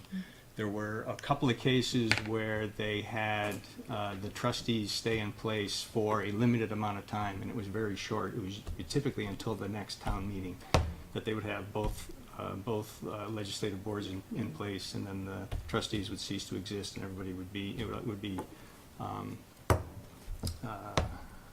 select board at large only representation. There are also provisions where former villages can be the recipients of specific services that they were accustomed to, that they pay for, that they have their own voting rights on. So there's a potential for in-town meeting having to segregate where people live to allow them to vote on their portion of a budget versus another. So there are those things that I think might be going on. That's my interpretation of how I'm reading it. But there's only one town meeting, one select board for those towns where they have other districts where with special service district or special service areas, I guess they're called, and they pay for their services. They're taxed at a different rate. Bonds, of course, are paid by whoever voted The entity to that put bonds. them in place. Milton has a provision that says that any former village service needs a supermajority to change it. So you have to have 75% of their 5-person select board, and I don't know if it needs to go to a public vote, whether it would also have to be a supermajority, but they have a 75% requirement. You can't dismantle any of the village infrastructure without a supermajority. Can I stop? So Just want to go back. there's a bunch Just go back to another question. So in the Quechee, White River Junction, Hartford situation, you've got a select board Yep. that's elected at large, Yep. and then you've got all these villages. Is Hartford itself a village? So they're unincorporated villages. They're unincorporated. Unincorporated villages, right. So they do not have their own trustees. They don't have a board. Okay. So they actually don't have their own, they don't have a legal standing, really. Okay, that's They're different. they're- Because I was going to ask that, because I had the question of, can you be a governing board over a community in which you do not live? If you, and that was relevant to us. Right. Can there be a unified board, but there are 2 charters, and can someone who doesn't live in the village be on the governing board? Spend the village's money, but I don't think that's. I'm still They're getting unincorporated villages, but they're still identified as villages. White River Junction, you see the signs on the highway, they have their own census numbers taken. That's really complicated. It is very complicated. But I did document all of this in an email that I sent to Travis, and it did not. I know it didn't get into the package because I just did this yesterday or the day before, whatever day it was. There was one town required all of their select board members to resign, so it was a full new suite. Everybody had to rerun When they merged. I mentioned the downtown district. There were no towns that established wards except Brattleboro. They have their representative town meeting, but their select board is still everybody's at large. The only cases where I found any in the city charters, 4 of them have districts or wards. The other 5 are all at large. So it's only cities, from what I've seen, current existence, that have regional representation on their governing legislative bodies. Did you look at Bellows Falls in Rockingham? That's a village town situation. Let me see. I looked at them. I only mention it because they have a kind of a. I know that there Rockingham were does some not interesting have. nuances. I only read town charters. I didn't read village charters. Well, Rockingham is the town in Bellows Falls, but they're sort of the. They don't They're, have a charter. yeah. Okay.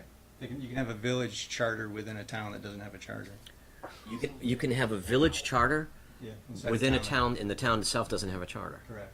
So how does it, what is Is this it- governing document if it doesn't have? Is there anything that's not? There's a default, there's a state default that says you gotta have 3 select board members. And so when I look through these, that's the other piece of information, if I can find it. Oh darn, I thought I included, oh yeah, here it is on the site too. Most towns in Vermont only have 3 select board members because that's the default. You're allowed to add 2 more. The 3 base ones are 3-year terms, but if you add more, they're either 1 or 2-year terms, unless your charter stipulates otherwise, which ours does.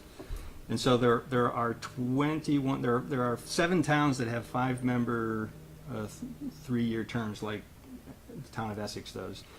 Ironically, there are also 7 towns that have 5 members, in which 3 of them are 3-year terms and 2 of them are 2-year terms. And then there are also the other 7 towns that have 5 members, have 3 3-year terms and 2 1-year terms. There's 2 towns that have 7 members, one of which has 3-year terms for all members, and the other is the Hartford case, where it's 4 that are 3 and 2 that are 2, or 3 that are 2. So there's again, I put all this in the document, but Interesting. This is exactly the kind of research that we need to be doing. That's awesome. Thank you. Thank you so Work, much. Danny, thank you. Further discussion would be great, Jerry. Oh, Yeah. were you finished? One sec, Jerry. Were you finished? No, there was one other thing. There's your scenario A that establishes a town outside the village entity. That is, in what I've been able to read, just a new village. Right, so Sure. it would be, Sure. it would be starting a second village within the town, Right. which can happen regardless. I mean, even after we've merged, somebody could decide, if you get a group of 30 houses that want to be a village, they can petition the select board to become a village. And the select board can't stop them. So if there are folks that are pining for additional representation, they can certainly get 30 of their neighbors together and today petition to become a village and become an incorporated village, elect their own trustees, and establish their own budget. That's absolutely a viable thing for people to do. So that option A, which is establishing establishing another village. But they would not, in terms of if someone were to do that, just hypothetically, they would not have any assets other than what they were able to purchase for themselves. They would have to, if they wanted something, they have to buy it. Yeah, Okay. absolutely. Okay. No, I'm done. Okay. Thank you. That was good research, though, Andy. Thank you. Jerry? Something I learned this week from Randy Van. There's state stipulation that a town is the only one who can have a clerk to record records and have an assessor.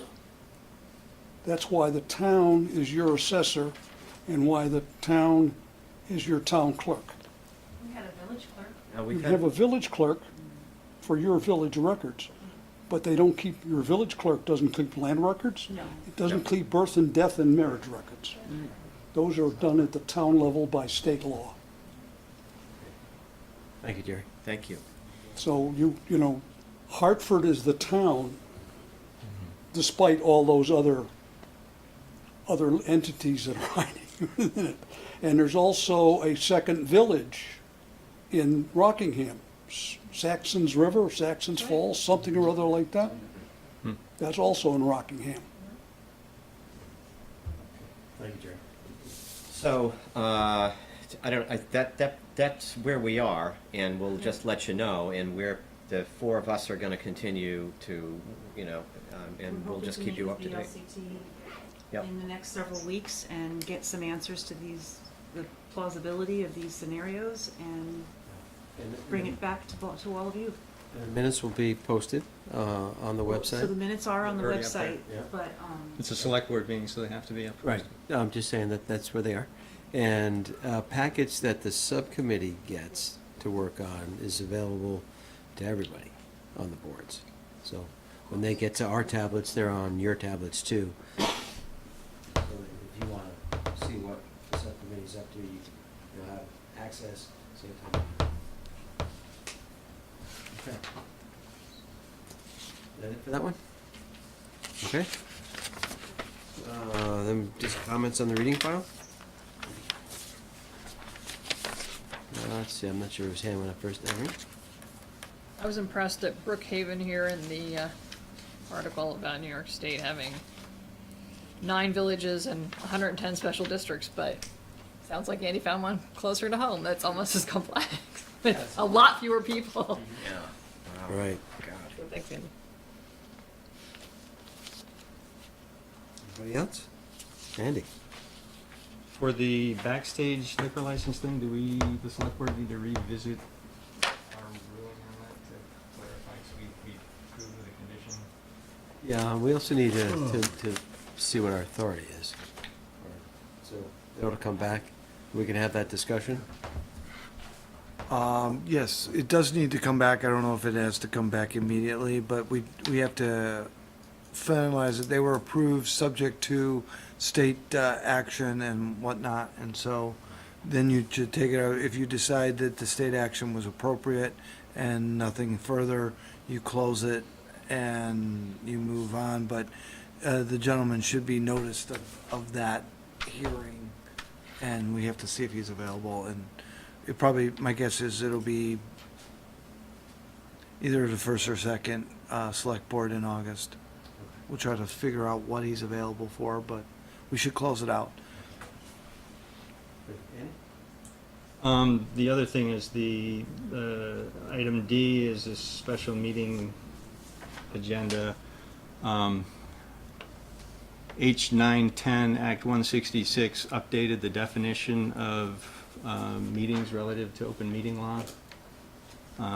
It says the open meeting law adds another definition of what does not constitute a meeting. A meeting shall not mean a gathering of a quorum of a public body of a duly warned meeting of another public body, as long as the attending public body does not take action on its business.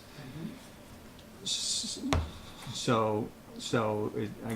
guess it's not clear to me that a forum about firearms discharge, which is being run by the group that we assigned to go execute this, is that a different, I guess I'm just asking the question. I'm not saying that we shouldn't have done this, I'm just new, a recently changed open meeting law provision that. Yeah, I've seen that laws. Thank you for bringing it back to my attention. In this case, I'd still keep it warned. This is an item that is select board business, and yes, you've delegated it to a facilitator at this point, but it's going to be a business item for you, and we weren't sure if there's going to be a quorum or not at the meeting, depending on who attends, so we wanted to warn it just in case. You see, it's just observe what's going on, so it's not taking any action, but it is something that if there is a quorum there, that theoretically will influence your action down the road. If there is a quorum, then the select board has to open the meeting and then adjourn it, I guess, right? Do the minutes need to be posted? There's no action, so yeah, we'd post minutes of who attends and everything else, but there would be no action taken. Right. Okay. But there'll be a sign-in sheet for who attends, right? Will Lee? tomorrow's meeting be filmed? Yes. Andy? But is the intent to, going forward, say if there's a planning commission meeting that 3 select board members want to go to, we're not going to announce that as a select board meeting? Happy to not have to warn those, or if you go to a regional planning commission, or if you all have to be at Hannaford's at the same time, I'd love to not. Right, yeah, that's social gatherings and trainings are also on the list of things that you don't have to warn. So I just want to make sure we're not going to still go over, because I know we've been erring on the side of caution. But I think there's some clarity here that I think we can stop doing that, and I'd like to hope we do. Evan? Yeah, exactly. I'm hopeful that this clarifies, if you're going somewhere that is not on your business agenda, you don't have to warn it. If you guys show up at the same backyard barbecue, don't go, oh, no, don't talk to me. You're allowed to go to a backyard barbecue. You're allowed to show up in Hannaford's together. Don't talk business. Don't take any action. If you want to go to other places. Let's take some action, you know. Let's buy these You melons. wanna go to other If trustees sit meetings together for at town whatever meeting reason. or selectmen sit together at village meetings, I would say that you don't have to warn. No. Right. And they don't have to sit in disparate parts of the audience either. Not making action. Take the straw poll about who's going to attend or planning to attend the firearms discussion tomorrow. All right, any selectmen going? No? Mike, you're not going? Okay. All right, you. Certainly be watching. What's that? I will certainly be watching. Yeah, and if it's going to be filmed, then we can, or video, we can just watch it that Yeah, way. I don't believe it's gonna be live streamed, but they're gonna, Channel 17 is, from what I heard, is going to try to post it as soon as possible. So, don't be afraid. If you can't find it tomorrow night online, that's fine, but it'll be up there soon. Quick question, Greg. You've been very intimate in this with Jennifer. I mean, some people have asked, you know, why, you know, I think they've asked why the select board aren't attending. And I think you've given them a stock answer. Maybe you can tell them what you've said. Sure, yeah, so it's come up a few times at the forums, individual people reaching out to Jennifer, who's the facilitator, or myself, and just asking, when's the select board going to get involved? How come they haven't been more active? And the response has basically been that this is the direction the select board has given to staff, to the facilitator, to go through this public process. Hopefully you're following along. If you haven't, there'll still be time to check out Play Speak. That's where we've been directing people for comments. We've also had a forum back in June, this one tomorrow. Staff and Jennifer have done some pop-up events at the farmer's market, the library, and Sandhill Park one day.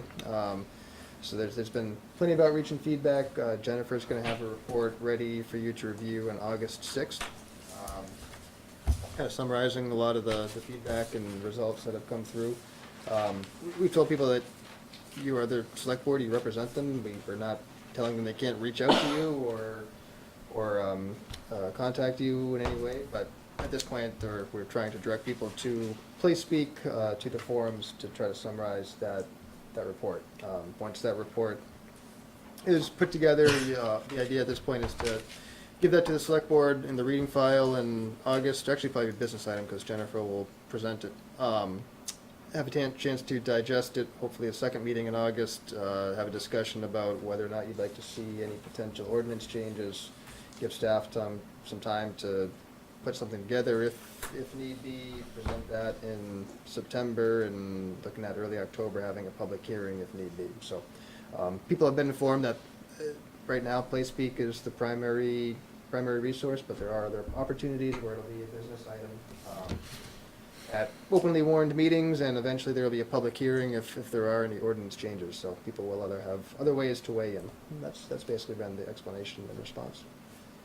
Can you remind us when Play Speak is closing down, and then how much longer after that will we have an opportunity to be in there looking at it? Midnight on July 22nd is when it'll close down for comments. I will double check with Jen as to how long you'll be able to review it. That would be really helpful to be able to do that. Yep.